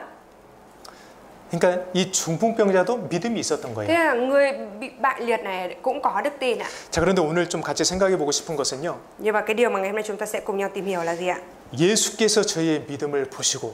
Đó là Đức Chúa Giêsu thấy đức tin của họ. 예수님은 믿음을 보십니다. Đức Chúa Giêsu nhìn vào đức tin ạ. 예수님은 믿음이 있는 사람들을 보십니다. Và Đức Chúa Giêsu nhìn vào những người có đức tin ạ. 그리고 능력을 베푸십니다. Và rồi sau đó Ngài mới ban quyền năng, thực hiện quyền năng của Ngài. 예수님은 어제나 오늘이나 영원토록 동일하신 분이세요. Đức Chúa Giêsu là đấng hôm qua, hôm nay và đến đời đời đều là đồng nhất ạ. 그러니까 지금도 예수님이 보고 싶어 하시는 게 뭐냐면 믿음입니다. Thế bây giờ cái điều mà Đức Chúa Giêsu muốn thấy nhất là gì ạ? Đó là đức tin ạ. 어떤 믿음일까? Đức tin như thế nào? Đức tin gì ạ? 우리도 하나님의 능력을 얻고 싶잖아요. Chẳng phải chúng ta cũng muốn đón nhận được quyền năng của Đức Chúa Trời hay sao? 우리도 하나님의 능력을 체험하고 Chẳng 싶잖아요. phải chúng ta cũng muốn được trải nghiệm quyền năng của Đức Chúa Trời hay sao? 그러면 그들이 가졌던 믿음을 우리가 갖는다면 Thế thì nếu như mà chúng ta có được cái đức tin giống như của họ ở đây ạ, 우리도 하나님의 능력을 체험할 수 있는 거예요. thì chúng ta cũng có thể trải nghiệm được quyền năng của Đức Chúa Trời ạ. 그렇죠? Đúng không ạ? 어떤 믿음일까? Vậy thì đức tin này là đức tin như thế nào? 먼저는요. 바른 trước hết 믿음을 가지고 영혼을 사랑하는 그 마음, 그 믿음, 그걸 보십니다. Chúa nhìn vào cái đức tin đúng đắn là cái đức tin hướng đến những cái linh hồn ạ. 야, 이 중풍병자가 나으면 좋겠다. Ước gì cái người bại này có thể khỏi bệnh ạ. 중풍병자를 메고 왔던 사람들의 소원은 그거였어요. Và cái ước muốn của những cái người mà khiêng người bại đến đó là như vậy ạ. 야, 중풍병자 너무 불쌍하다. Cái người bị bại liệt này tội nghiệp quá. 이 사람이 나으면 좋겠다. Ước gì cái người này có thể khỏi bệnh. 그러니까 영혼을 불쌍히 여기는 마음이죠. Đó là cái tấm lòng thương xót cho tội nhân, đúng không ạ? 이 마음은요, 구원을 받아야 들어옵니다. Và cái tấm lòng này phải nhận được sự cứu rỗi thì mới có được ạ. 자, 하나님은 사랑이시라. Đức Chúa Trời là tình yêu thương ạ. 그렇죠? Đúng không ạ? 구원을 받을 때 하나님의 영, 성령님이 우리 안에 들어오셔요. Lúc mà chúng ta nhận được sự cứu rỗi thì linh của Đức Chúa Trời là Đức Thánh Linh đã đi vào trong chúng ta. 맞습니까? Đúng không ạ? 하나님의 사랑이 들어오는 거예요. Tức là tình yêu thương của Đức Chúa Trời đã đi vào trong chúng ta đấy ạ. 원래 나에게 없던 거예요. Cái tình yêu thương là cái mà vốn dĩ mình không có ạ. 구원받기 전에 우리의 사랑은요, 굉장히 이기적이었습니다. Trước khi nhận được sự cứu rỗi thì cái lòng yêu thương của chúng ta rất là ích kỷ ạ. 내게 도움을 준 사람을 내가 사랑하고, Mình chỉ yêu mến những cái người nào mà giúp đỡ mình. 내게 도움을 줄 것 같은 사람을 사랑하고, Rồi chỉ yêu mến những cái người nào mà có vẻ như người đó sẽ giúp đỡ mình. 내가 마음이 가는 사람을 사랑했는데요. Rồi mình chỉ yêu mến những cái người nào mà mình thấy ưa thôi ạ. 구원받은 이후에는요, Mà sau khi nhận được sự cứu rỗi ạ, 나랑 아무 상관이 없는데도 mặc dù cái đối tượng là cái người mà chẳng có liên quan gì với mình, 구원받지 못한 사람을 보면 어때요? 아, 이 사람 구원 받아야 되는데. khi mà nhìn vào những cái người mà chưa nhận được sự cứu rỗi thì sao? Cái người này phải nhận được sự cứu rỗi ạ. 아무런 관계가 없지만 선을 베풀면서 전도하는 경우가 있잖아요. Chẳng phải có những cái trường hợp mặc dù mình không có cái người đó không có mối quan hệ gì với mình, nhưng mà mình vẫn làm việc tốt cho người ta để truyền giải cho người ta hay sao? 나랑 아무 상관이 없는데요. Mặc dù không có liên quan gì với mình ạ. 이건 기적입니다. Đấy là một kỳ tích đấy ạ. 성령을 받은 사람들에게 이루어지는 기적이에요. Đấy là cái kỳ tích đã được hoàn tất trong cái người đã nhận lãnh Đức Thánh Linh đấy ạ. 갈라디아서 5장입니다. Chúng ta mở sách Galati đoạn 5 ạ. 성령의 열매에 대해서 나왔어요. Ở đây thì có nói về trái của Thánh Linh ạ. 22절, 23절. Galati đoạn 5 câu 22 câu 23.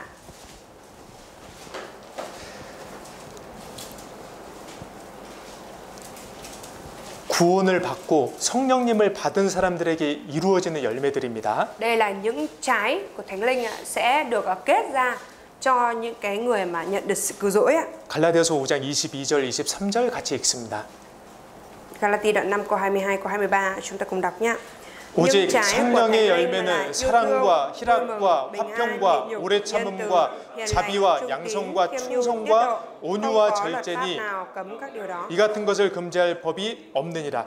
이 성령의 열매를 보면요, 이웃 사랑과 이렇게 다 연결시킬 수 있어요. Khi mà nhìn vào trái của Thánh Linh thì chúng ta có thể liên kết với cái việc là yêu thương người lân cận. 예, 먼저 사랑이죠. Trước trên là xuất hiện cái từ yêu thương đúng không ạ? 예, 구원을 받으면 하나님을 사랑하게 됩니다. Khi mà nhận được sự cứu rỗi thì yêu mến Đức Chúa Trời ạ. 그리고 이웃을 사랑하게 돼요. Và trở nên yêu thương những người lân cận mình ạ. 이웃을 사랑하는 마음이 들어와요. Cái tấm lòng yêu thương người lân cận đi vào trong lòng ạ. 그리고 그 다음에 희락, 기쁨입니다. Và tiếp theo đó là vui mừng ạ. 구원받기 전에는요, 나만 기쁘면 됐어요. Trước khi nhận được sự cứu rỗi thì chỉ cần mình vui là được ạ. 내 가족들, 내가 사랑하는 사람들만 기뻐하면 됐어요. Rồi chỉ cần gia đình của mình, những người mà mình yêu thương vui là được ạ. 구원을 받으면요, Nhưng mà khi mà nhận được sự cứu rỗi rồi ạ, 주께서 내 마음에 두신 이 기쁨을 또 누군가에게 전해주고 싶어하는 마음이 생깁니다. thì nảy sinh cái tấm lòng là muốn chia sẻ cái niềm vui mà Chúa đã ban cho lòng của mình cho ai đó khác ạ. 구원받고 즐거운 이 즐거움, 이 기쁨을 다른 사람들도 알길 원해요. Cũng muốn cho người khác biết được cái niềm vui của sự cứu rỗi ạ. 그리고 화평이죠. Rồi tiếp theo là bình an đúng không ạ? 구원을 받아야 하나님과 올바른 관계, 평화, 화평이 생깁니다. Phải nhận được sự cứu rỗi thì mới có được cái mối quan hệ hòa thuận với Đức Chúa Trời, tức là mới có được sự bình an đấy ạ. 자, 그런데 예수님께서 말씀하신 것처럼 화평케 하는 자는 복이 있나니 저희가 하나님의 아들이라 일컬음을 받을 것이며. Đức Chúa Giêsu cũng nói rằng là phước cho những người hòa giải vì sẽ được gọi là con Đức Chúa Trời ạ. 구원을 받고 하나님의 아들이 된 사람은요, 죄인들, 그러니까 아직 구원받지 않아서 하나님과 관계가 깨져 있는 사람들이 하나님과 화평을 맺길 원해요. Tức là những người mà đã nhận được sự cứu rỗi rồi á, thì mong muốn những cái người mà chưa nhận được sự cứu rỗi họ sẽ được hòa giải với Đức Chúa Trời ạ. 그걸 위해 노력해요. Thế nên là người đã nhận được sự cứu rỗi thì cố gắng để làm cái việc đó ạ. 그리고 오래 참음입니다. Rồi tiếp theo là nhịn nhục ạ. 내가 전도하는 사람 구원받기까지 오래 참잖아요. Thường là mình sẽ nhịn cho đến nhịn nhục lâu dài, chịu đựng lâu dài cho đến khi người mà mình muốn truyền giảng nhận được sự cứu rỗi đúng không ạ? 전도가 쉽지 않습니다. Bởi vì cái việc truyền giảng thì không hề dễ. 가족 전도는 더 쉽지 않습니다. Việc truyền giảng cho gia đình còn khó khăn hơn nữa ạ. 때로는요, 가족 전도하다가 지쳐서 그만두고 싶을 때도 있습니다. Đôi khi cũng có những lúc mà mình cảm thấy chán nản rồi muốn từ bỏ bởi vì quá mệt mỏi về cái việc truyền giảng cho gia đình ạ. 그래도 참잖아요. Nhưng mà dù vậy mình vẫn chịu được ạ. 구원 받아야 되니까. Bởi vì gia đình cần phải nhận được sự cứu rỗi ạ. 그러니까 다른 사람이 구원받기까지 오래 참게 됩니다. Thế thường là chúng ta sẽ nhịn nhục cho đến khi mà người khác nhận được sự cứu rỗi ạ. 그 다음에 자비죠. Rồi tiếp theo là gì ạ? Là nhân từ ạ. 불쌍히 여기는 마음이에요. Đó là cái tấm lòng thương xót cho người khác ạ. 구원을 받아야 정말 구원 안 받은 사람들을 불쌍히 여길 수 있어요. Phải nhận được sự cứu rỗi thì mới có thể thực sự thương xót cho người khác ạ. 개인적으로 너무 밉거든요. 직장 상사가 너무 밉습니다. 나랑 성격이 너무 안 맞아요. Cá nhân thì rất là ghét cấp trên bởi vì cái tính cách của người cấp trên không có hợp với mình. 내가 인간적으로 사귀었으면 절대 안 만나고 싶어요. Là cái đối tượng mà nếu như mà bên ngoài ạ, mà giữa con người với con người thì mình tuyệt đối mình không có muốn kết thân với cái người đó ạ. 그래도 참 불쌍하다는 마음이 들고 그 사람에게도 복음을 전하고 싶잖아요. Mặc dù như vậy nhưng mà mình vẫn thấy có cái tấm lòng cảm thấy thương xót người đó và muốn truyền giải cho người đó ạ. 자비입니다. Đấy là cái lòng nhân từ đấy. 그다음에 양선이죠. 선을 베푸는 거예요. Tiếp theo là hiền lành ạ. 나눠주는 거예요. Hiền lành ở đây đó là gì ạ? Đó là làm việc tốt, chia sẻ điều tốt. 이타적인 거예요. Đó là vị tha đấy ạ. 다른 사람의 영혼을 위해서. Vì linh hồn của người khác ạ. 그리고 무엇입니까? 충성입니다. Rồi tiếp theo là gì ạ? Là trung tín ạ. 그리스도는 작은 일에 충성합니다. Cơ đốc nhân thì trung tín từ cả việc nhỏ ạ. 맡은 일에 충성합니다. và trung tín trong cái việc mình được giao ạ. 주님 말씀에 충성합니다. Trung tín với lời của Đức Chúa Trời ạ. 그럴 때 그리스도의 향기가 나옵니다. Và khi những lúc như thế vậy thì hương thơm của Đấng Christ sẽ được tỏa ra. 주변 사람들이 알고 뭔가 다르다라는 걸 느끼게 돼요. Và những cái người xung quanh sẽ cảm nhận được rằng cái người này có sự khác biệt ạ. 그리고 온유죠. Rồi tiếp theo là gì ạ? Đó là khiêm nhu ạ. 비난을 받아도 욕을 들어도 그래도 온화하게 대하면서 또 복음을 전합니다. Dù bị chỉ trích, dù bị chửi, nhưng mà mình vẫn điềm đạm, mình đối xử nhẹ nhàng với người ta và truyền giải cho người ta. 정말 자존심이 상하는데요. Thực sự là đã bị tổn thương ạ. 그래도 웃으면서 한 번 더 복음을 전할 수 있는 이유는 Nhưng mà cái lý do mình vẫn có thể cười với cái người đó và truyền giải cho người đó là gì ạ? 성령님께서 오셔서 내가 온유할 수 있도록 도와주시기 때문이에요. Đó là bởi vì Đức Thánh Linh đã đi vào trong mình, giúp cho mình trở nên khiêm nhu hơn. 그리고 절제죠. Và tiếp theo là gì ạ? Đó là 절제. tiết độ. 절제는 사랑하는 마음이 있을 때 절제할 수 있습니다. Khi mà có cái lòng yêu thương thì mới tiết độ được ạ. 여러분, 하나님을 사랑하는 마음이 있는 사람이 절제예요. Thưa mọi người, những người nào mà có cái lòng yêu thương Đức Chúa Trời thì có thể tiết độ được ạ. 내가 내 마음대로 할 수 있지만, Mặc dù mình có thể sống theo ý mình, 내가 하고 싶은 것도 할 수 있지만, mình có thể làm những cái việc mình muốn. 나를 통해서 하나님의 뜻이 이루어져야 되기 때문에 Bởi vì ý muốn của Đức Chúa Trời phải được thực hiện thông qua mình, 절제하는 거예요. nên là mình tiết độ ạ. 한국에서 그런 말이 있어요. 어머니가 짜장면이 싫다고 하셨대요. 어머니는 짜장면 안 좋아한다고 하셨어요. Ở bên Hàn Quốc thì có cái chuyện như thế này ạ, đó là thường là người mẹ sẽ nói rằng là mẹ ghét ăn mì đen. 아니, 왜 어머니가 왜 짜장면을 싫어하십니까? Tại sao mẹ lại ghét ăn mì đen? 그렇게 자기가 말을 해야 자식들이 더 많이 먹을 수 있거든요. Tại vì người mẹ phải nói như thế vậy, muốn nói là mẹ ghét mì đen thì con cái của mình nó mới ăn được nhiều. 아니, 어머니들도 짜장면 좋아하십니다. Các bà mẹ cũng thích ăn mì đen ạ. 절제하는 거죠. Nhưng mà tiết độ lại ạ. 내 자식들 때문에. Bởi vì con của mình ạ. 정말 이웃을 전도하기 위해서 Thực sự là để có thể truyền giải cho những người lân cận của mình ạ. 그 사랑하는 마음이 있을 때 절제가 되는 거예요. Thì khi mà mình có cái tấm lòng yêu mến đối với người lân cận đó thì mình mới có thể sống tiết độ được ạ. 하나님은요, Đức Chúa Trời ấy, 그 이웃을 사랑하는 마음, 그 믿음을 보십니다. Ngài nhìn vào cái tấm lòng yêu mến người lân cận ạ, và thương xót người lân cận ạ. 그걸 보셔요. Ngài nhìn vào cái điều đó ạ. 그리고 중풍병자를 데려왔던 그 사람들의 믿음은 뭐였냐면 예수님께는 능력이 있다라는 그 믿음이었어요. Và đức tin của 4 người khiêng cái người bại đấy là gì ạ? Đó là họ tin rằng Đức Chúa Giêsu có quyền năng ạ. 그러니까 어떤 어려움이 있을지라도 기어코 예수님 앞으로 데려가잖아요. Thế nên là cho dù có khó khăn như thế nào đi chăng nữa thì họ vẫn làm bằng mọi cách để có thể đưa người bại đến trước mặt Đức Chúa Giêsu ạ. 왜냐하면 예수님께 능력이 있다라는 걸 확실히 믿고 있거든요. Tại vì họ tin chắc chắn rằng quyền năng có ở Đức Chúa Giêsu ạ. 예수님께는 불가능이 없다. Đối với Đức Chúa Giêsu thì không có điều gì là bất khả năng ạ. 예수님은 모든 병자를 치유해 주실 수 있다. Và Đức Chúa Giêsu là đấng có thể chữa lành cho tất cả những người bị bệnh ạ. 그 믿음이요. Đó là đức tin như vậy ạ. 여러분, 예수님은요, 믿음이 없는 곳에서는 능력을 행하지 않으십니다. Thưa mọi người, Đức Chúa Giêsu Ngài không có thực hiện quyền năng của Ngài tại nơi không có đức tin ạ. 신기하죠? Thần kỳ đúng không ạ?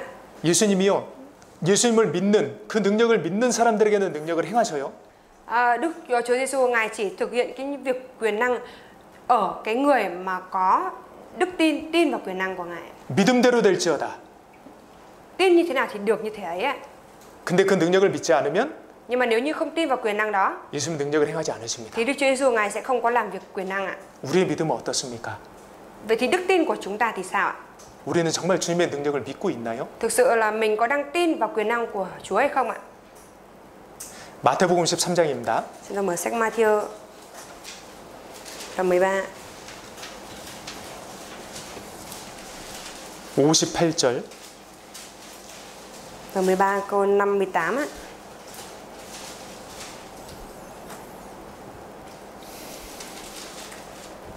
같이 읽습니다. Đoạn 13 câu 58 á, chúng ta cùng đọc với nhau nhé. 저희의 믿지 않음을 인하여 거기서 많은 능력을 행치 아니하신다. 저희 믿지 않음을 인하여. Vì sự vô tín của họ, 예수님이 능력이 없으신 게 아닙니다. chứ không phải là bởi vì Đức Chúa Giêsu không có quyền năng ạ. 예수님은 능력을 베풀어 주고 싶어 하십니다. Đức Chúa Giêsu Ngài muốn ban quyền năng của Ngài cho ạ. 그런데 예수님의 능력을 행하시지 않은 이유는요. Nhưng mà cái lý do mà Đức Chúa Giêsu không có thực hiện việc quyền năng là gì ạ? 저의 믿지 않음을 인하여. Đó là bởi vì sự vô tín, tức là bởi vì họ không tin ạ. 믿음이 있는 곳에 예수님은 능력을 행하십니다. Nơi nào có đức tin thì Đức Chúa Giêsu Ngài sẽ thực hiện quyền năng ạ. 예수님께서요 공생의 당시에 믿음 좋다고 칭찬했던 사람이 두 사람이 있어요. Và cái thời của Đức Chúa Giêsu ạ, 네. thì có hai người đã được Đức Chúa Giêsu khen về đức tin của họ là tốt 야, ạ. 네 믿음 대단하다. 예수님이 직접 칭찬해 주신 사례가 두 번이 있습니다. Tức là có hai cái sự kiện mà Đức Chúa Giêsu đã trực tiếp khen ngợi rằng đức tin của người này thật tốt ạ. 그 두 사람의 공통점이 있었어요. Và hai người này thì đều có điểm chung ạ. 너무나 영혼을 사랑하는 마음이 있었고요. Họ đã có cái tấm lòng rất yêu thương linh hồn ạ. 예수님의 능력을 믿는 믿음이 있었어요. Và họ cũng có cái đức tin vào quyền năng của Đức Chúa Giêsu ạ. 그 중에 한 사람이 수로보니게 여인입니다. Và một trong hai người đó là người phụ nữ gốc 가나안 여인. người phụ nữ Canaan ạ. 딸이 귀신 들렸어요. Con gái của người phụ nữ này đã bị quỷ ám ạ. 마음이 너무나 아팠어요. Và tấm lòng thì rất là đau đớn ạ. 예수님에게 가서 제 딸을 불쌍히 여기소서 하지 않았어요. 저를 불쌍히 여겨주세요라고 했어요. Mà khi mà đến trước mặt Đức Chúa Giêsu thì người phụ nữ này không có nói rằng là xin hãy thương xót con gái của con. 그게 아니라 네. Mà nói rằng là xin hãy thương xót con ạ. 우리 어머님들은 그 마음을 이해하실 거예요. Chắc là các bà mẹ thì hiểu được cái tấm lòng đó ạ. 차라리 내가 아프고 말지. Thà là mình bị đau ốm còn hơn ạ. 근데 예수님이 처음에는 그 여인을 외면하셨습니다. Nhưng mà ban đầu thì Đức Chúa Giêsu Ngài đã không để ý khi mà làm ngơ với cái người phụ nữ này ạ. 나는 이스라엘의 잃어버린 양들을 찾으러 왔다. Ta đến để tìm chiên lạc của Israel ạ.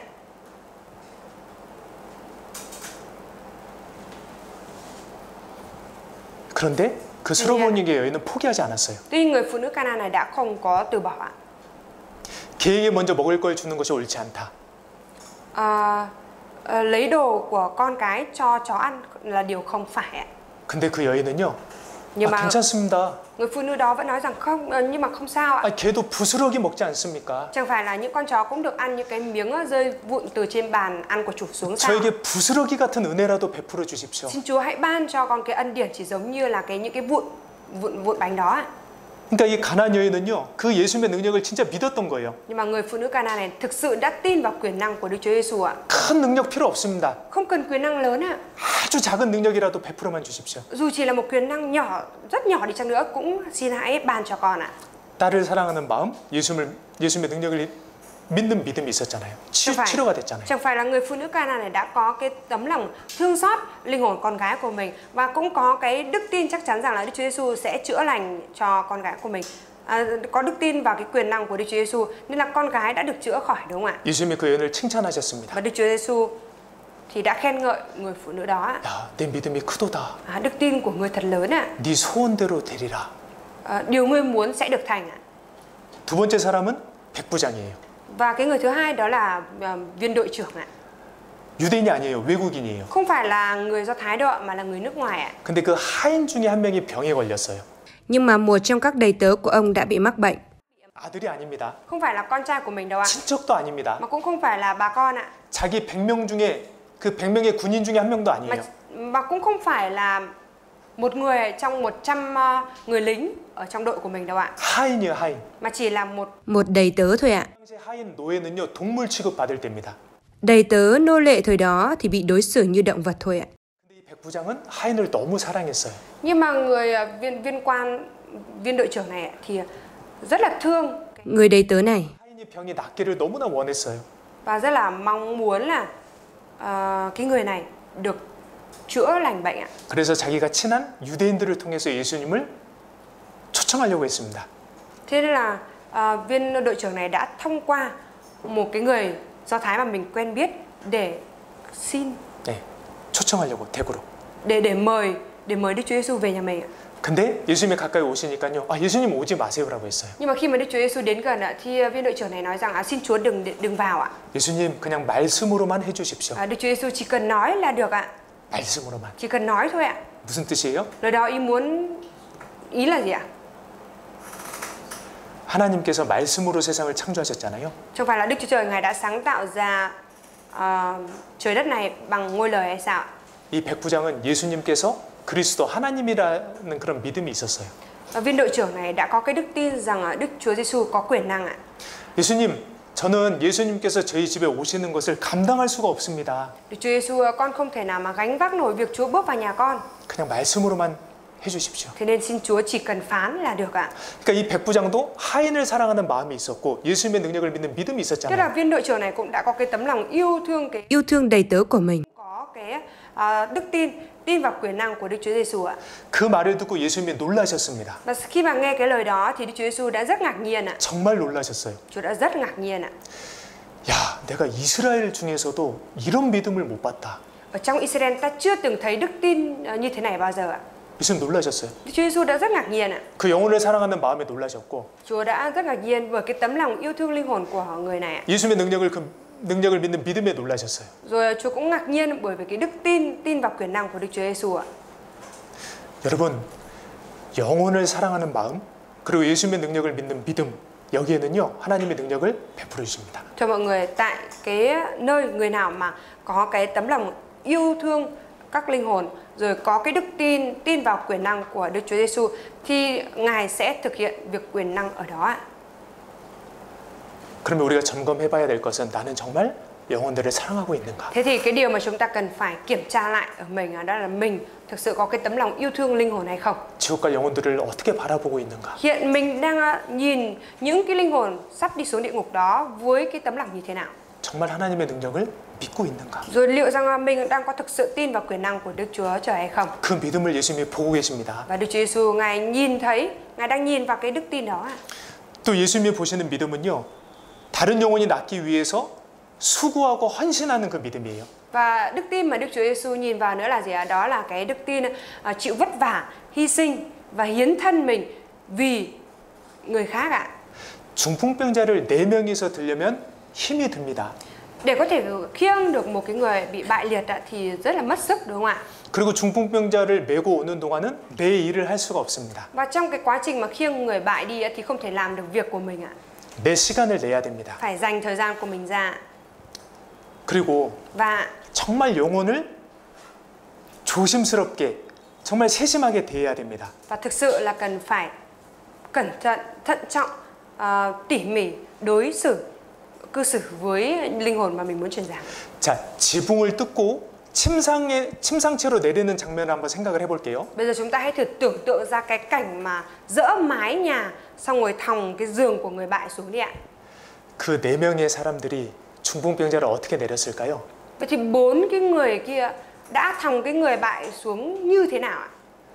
정말 조심해야 돼요. Thực sự là phải rất là cẩn thận, đúng không ạ? 왜냐면요. Tại vì sao ạ? 조금이라도 기울면 어떻게 돼요? Tại vì nếu như mà nghiêng đi một tí thì sao ạ?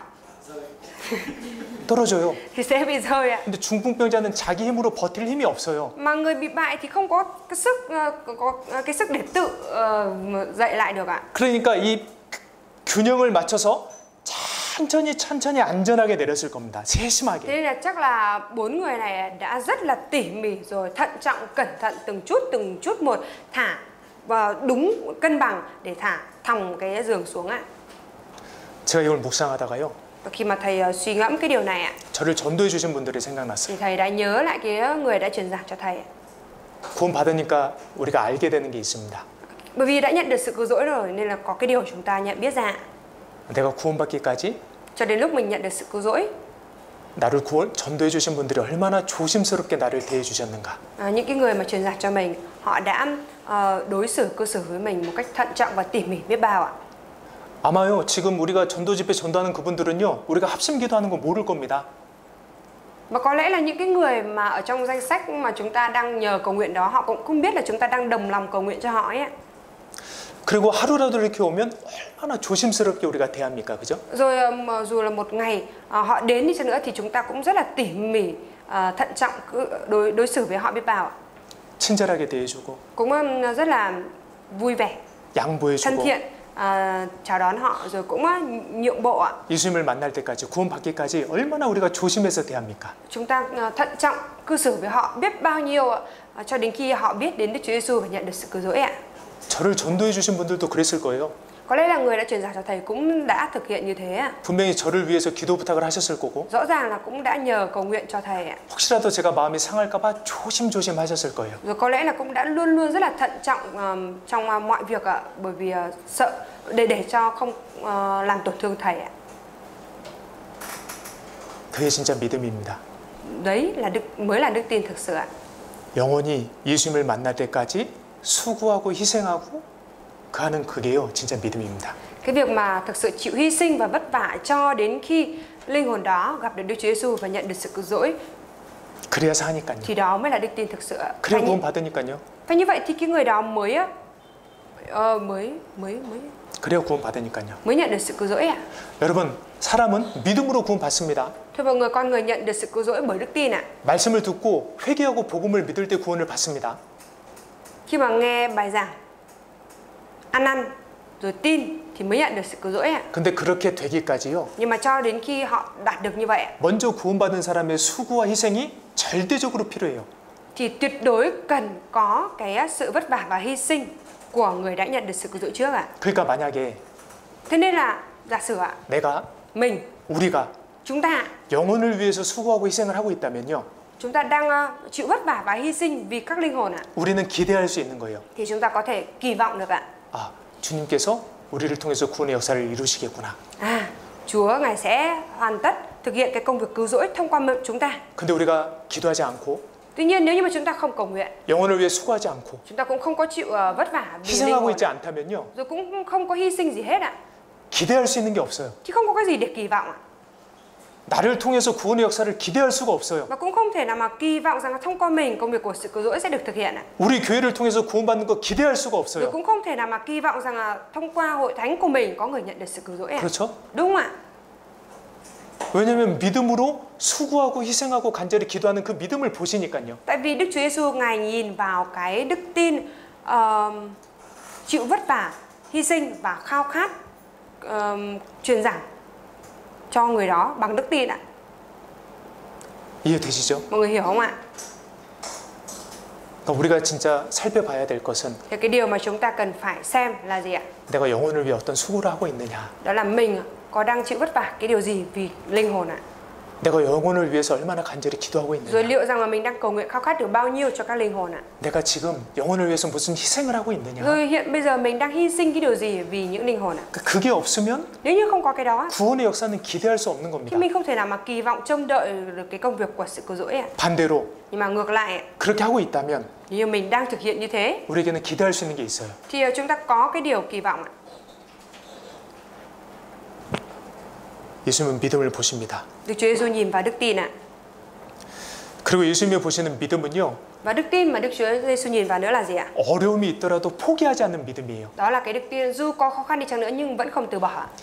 중풍병자를 메고 온 사람들은 사람들이 많다 그래서 포기하고 돌아가지 않았습니다. Những cái người mà khi người bại đến đã không có từ bỏ bởi vì đông người và không gặp được Đức Chúa Giêsu ạ. 그들은 오히려 지붕으로 올라가서 지붕을 뜯어버렸어요. Mà ngược lại họ đã leo lên trên mái nhà rồi dỡ mái nhà ra. 포기하지 않았어요. Họ đã không có từ bỏ. 여러분 우리가 전도할 때 어려움을 만납니다. Cho mọi người, khi chúng ta truyền giảng thì chúng ta sẽ gặp phải những khó khăn ạ. 반드시 어려움이 있습니다. Nhất định sẽ có những khó khăn ạ. 왜냐하면 Tại vì sao ạ? 마귀가 있거든요. Tại vì có ma quỷ ạ. 하나님은 영원히 구원받도록 일하고 계십니다. Đức Chúa Trời Ngài đang làm việc để linh hồn nhận được sự cứu rỗi. 마귀는 그 영혼이 구원받지 못하도록 일하고 있어요. Nhưng mà ma quỷ thì sao? Nó cũng đang làm việc để khiến cho những linh hồn đó không nhận được sự cứu rỗi. 그러니까 한 사람이 구원받으려고 하면은요 마귀의 방해가 더 세집니다. Thế để một người nhận được sự cứu rỗi rồi thì cái sự cản trở của ma quỷ nó sẽ càng mạnh mẽ hơn ạ. 씨 뿌리는 비유에서 Ở trong cái ẩn dụ gieo giống ấy ạ, 길가에 뿌려진 씨는 바로 새가 와서 그 씨를 물어가 버렸잖아요. cái hạt giống á, rơi trên đường á, thì chim trời đã đến để mổ đi luôn, đúng không ạ? 그죠? Đúng không ạ? 마음이 준비 안 된 사람이 복음 말씀을 들었잖아요. 기억을 못 합니다. Những người mà chưa sẵn lòng thì dù đã nghe tin lành đi chăng nữa cũng không nhớ được ạ. 그 이유 중에 하나가 마귀가 그 말씀을 빼앗아 갔어요. Và một trong những lý do đó là gì? Đó là bởi vì ma quỷ đã đến cướp mất đi lời của Chúa rồi. 그러니까 마귀가 그렇게 적극적입니다. Ma quỷ thì nó tích cực như vậy ạ. 그러니까 어려움이 있다라는 것은 이 영혼이 구원에 가까워졌구나라고 우리가 해석할 수 있어요. Thế là khi mà có cái khó khăn khi đang truyền giảng cho ai đó thì chúng ta có thể phân tích được phân tích được rằng cái người này đang gần với sự cứu rỗi rồi ạ. 근데 우리는 반대로 생각을 하죠. Nhưng mà thường thì chúng ta lại nghĩ ngược lại đúng không ạ? 어머니를 전도하려고 하는데 옆에서 형이랑 누나가 방해를 합니다. 너 어머니한테 전도하지 마. Ví dụ kiểu muốn truyền giảng cho mẹ, thế nhưng mà chị với cả anh trai bên cạnh cản trở và nói rằng mày đừng có truyền giảng cho mẹ. 너만 믿어. Mà chỉ cần mày tin thôi. 전도하지 마. Đừng có truyền giảng nữa. 그러면 우리는 두려워서 멈출 때가 있잖아요. Thế thì chúng ta sợ nên cũng có những lúc chúng ta dừng lại. 반대로 생각을 해야 되는 거예요. Nhưng mà chúng ta cần phải nghĩ ngược lại ạ. 내가 전도를 하려고 그러니까 마귀의 방해가 있구나. Bởi vì mình đang muốn truyền giảng, đang tính truyền giảng như thế nhưng mà ma quỷ nó lại cản trở. 가족들이 마귀란 게 아니고요. Không phải là gia đình của mình là ma quỷ đâu nhá. 마귀가 우리 가족들을 통해서 역사하는 거예요. Mà là ma quỷ nó thông qua gia đình của mình để làm việc như thế. 그러니까 하나님이 보시는 믿음은 Thế nên đức tin mà Đức Chúa Giêsu nhìn vào là gì ạ? 선을 행하되 낙심하지 않고 끝까지 거둘 때까지 수고하는 거예요. 전도하는 거예요. Đó là để truyền giảng được thì cứ chịu vất vả, cứ làm việc thiện. Không. 갈라디아서 6장 찾겠습니다. Galati đoạn 6 ạ. 갈라디아서 6장 Đoạn 6. 9절. Câu 9 ạ.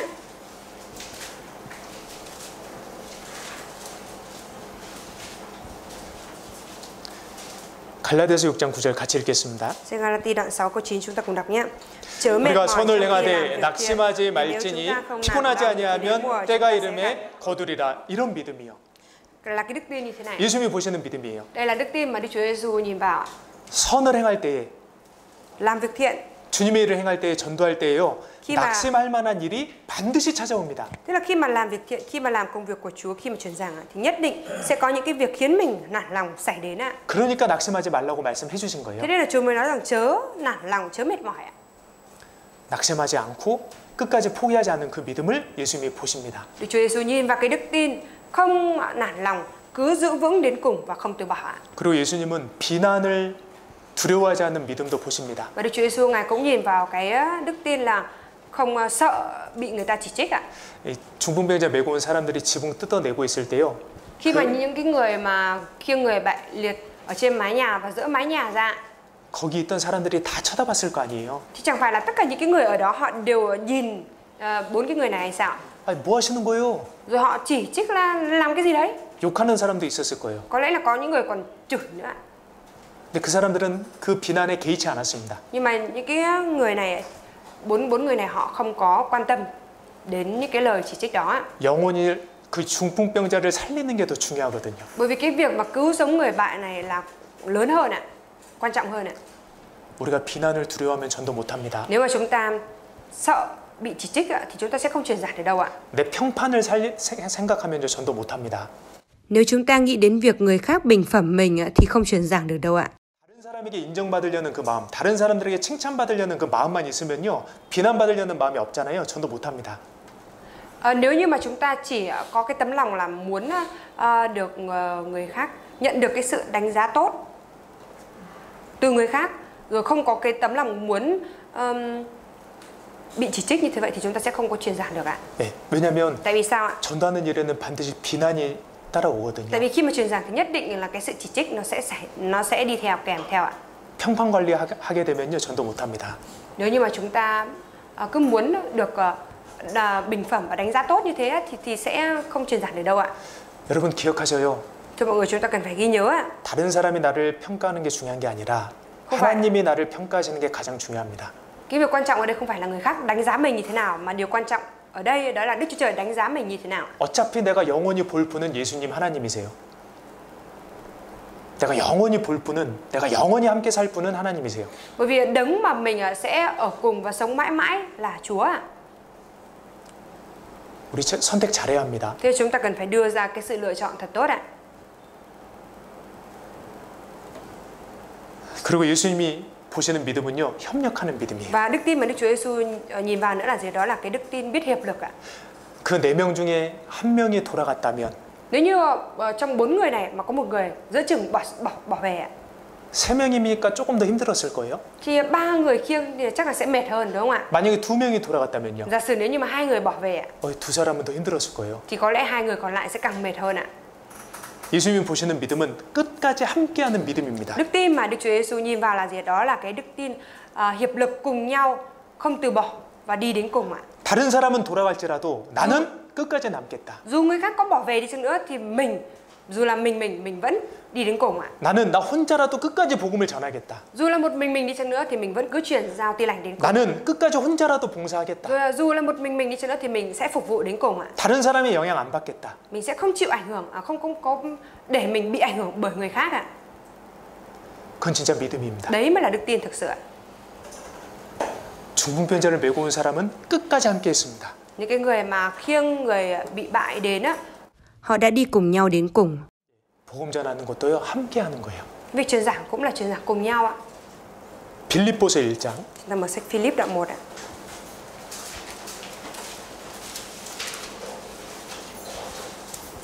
27절입니다. Câu 27 ạ.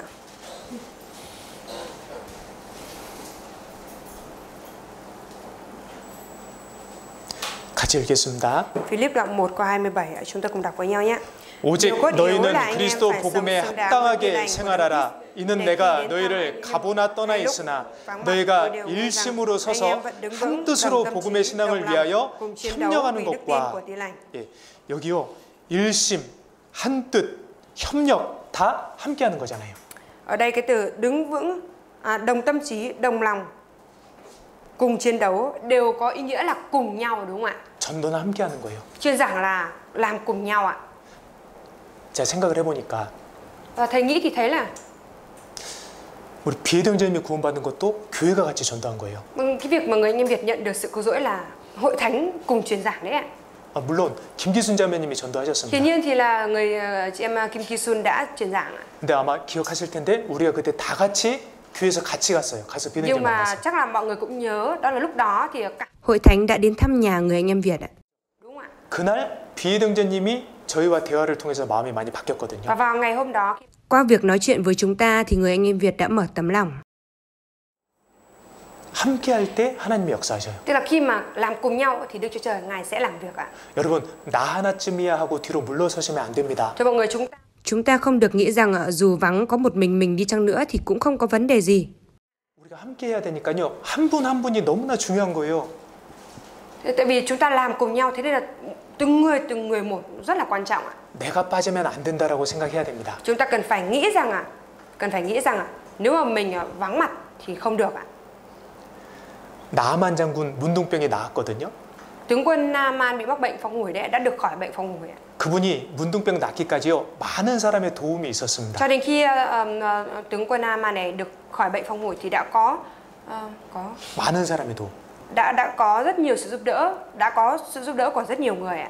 먼저 아람에 잡혀온 그 계집아이가 우리 엘리사 선지자님 앞에 계시면 좋겠습니다. 나을 수 있겠습니다라고 말을 했죠.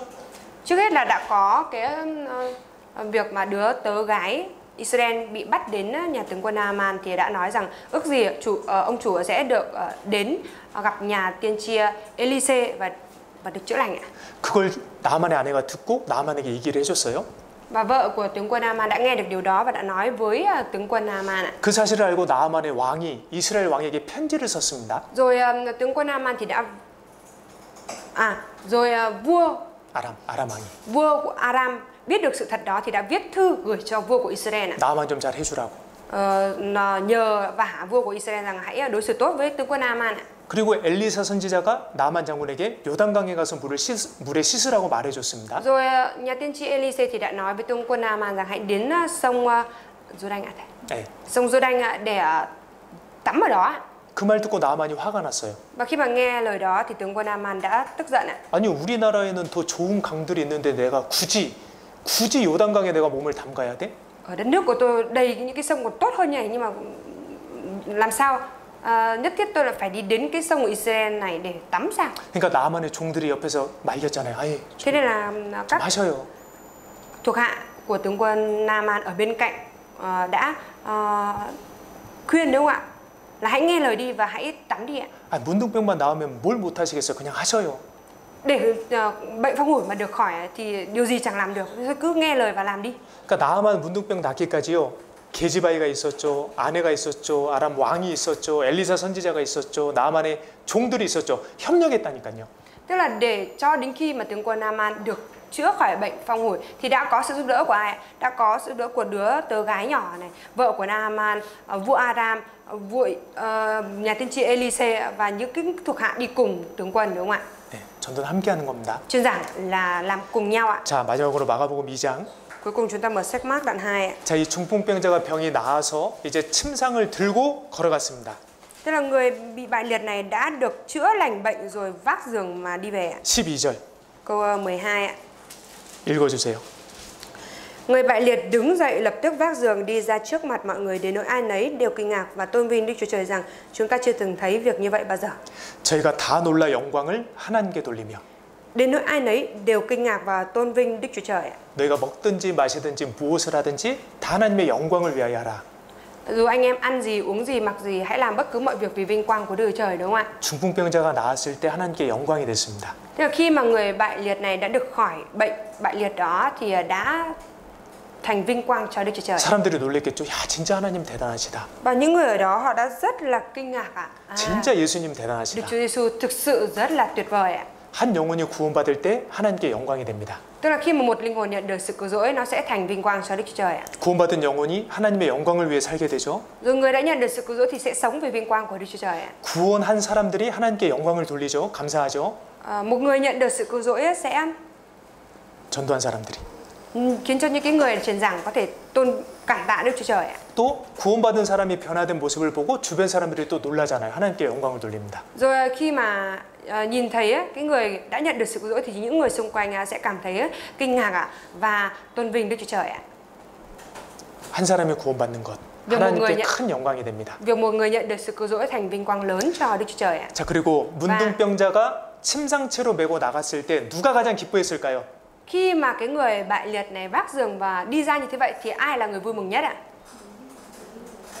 메고 온 사람들, 그죠? Đó là 4 cái người khiêng người bại, đúng không ạ? 그 메고 온 사람들은 기뻐했을 겁니다. Và có lẽ 4 người khiêng cái người bại này thì cảm thấy rất là vui mừng ạ. 마음에 감사가 넘쳤을 거예요. Và trong tấm lòng tràn đầy sự cảm tạ. 전도하는 사람들은 정말 전도에서 영혼이 구원받으면 기쁨이 넘치고 감사가 넘치게 됩니다. Cái người mà truyền giảng á, khi mà thấy cái người mà mình dẫn dắt nhận được sự cứu rỗi như thế vậy thì sẽ rất là vui mừng và tràn đầy sự cảm tạ. 우리는 그 기쁨과 감사를 누려야 합니다. Chúng ta cần phải tận hưởng thụ được cái niềm vui và sự cảm tạ đó ạ. 진짜 기쁨이에요. Đấy mới là niềm vui thực sự ạ. 그래서 Thế nên ạ, 우리가 전도에 더욱 힘써야 되겠습니다. 아시겠죠? chúng ta cần phải gắng sức hơn nữa trong việc truyền giảng nhé, mọi người biết chưa ạ? 영혼을 사랑하고 하나님 능력을 믿는 그 믿음에 하나님이 축복해 주세요. Đức Chúa Trời Ngài sẽ chúc phước lớn cho những cái người mà có cái tấm lòng yêu thương các linh hồn và có cái đức tin vào quyền năng của Đức Chúa Trời ạ. 거의 이타적인 거거든요. Bởi vì đấy chính là cái lòng vị tha. 자, 좀 늦어서 죄송했습니다. 기도하고 마치겠습니다. Xin lỗi bởi vì đã kết thúc muộn, bây giờ chúng ta cầu nguyện để kết thúc nha. 은혜로우시고 자비로우신 우리 아버지 하나님 진심으로 감사드립니다. Chúng con thật lòng dâng lời cảm tạ Đức Chúa Trời là Cha của chúng con, là đấng đầy dẫy tình yêu thương và ân điển. 제가 구원받기까지 포기하지 않으시고 교회를 통해서 살펴주심을 감사드립니다. Chúa, chúng con dâng lời cảm tạ Chúa vì Ngài đã không từ bỏ chúng con đến cùng mà đã luôn dẫn dắt chúng con cho đến khi chúng con nhận được sự cứu rỗi và bảo vệ chúng con ở trong hội thánh. 제가 담대하게 지혜롭게 이 복음을 전할 수 있도록 도와주시옵소서. Chúa ơi, nguyện xin Chúa Ngài giúp đỡ chúng con để chúng con có thể truyền ra tin lành của Chúa một cách dạn dĩ và bằng sự khôn ngoan. 하나님께 더 많은 영혼들을 돌려드리는 저희가 될 수 있도록 도와주시옵소서. Chúa ơi, nguyện xin Chúa Ngài giúp đỡ để chúng con có thể trở thành những người có thể dâng lại những linh hồn lên cho Chúa. 우리 주 예수 그리스도 이름으로 기도드렸습니다. Chúng con thành tâm cầu nguyện nhân danh Đức Chúa Giêsu Christ. 아멘. Amen.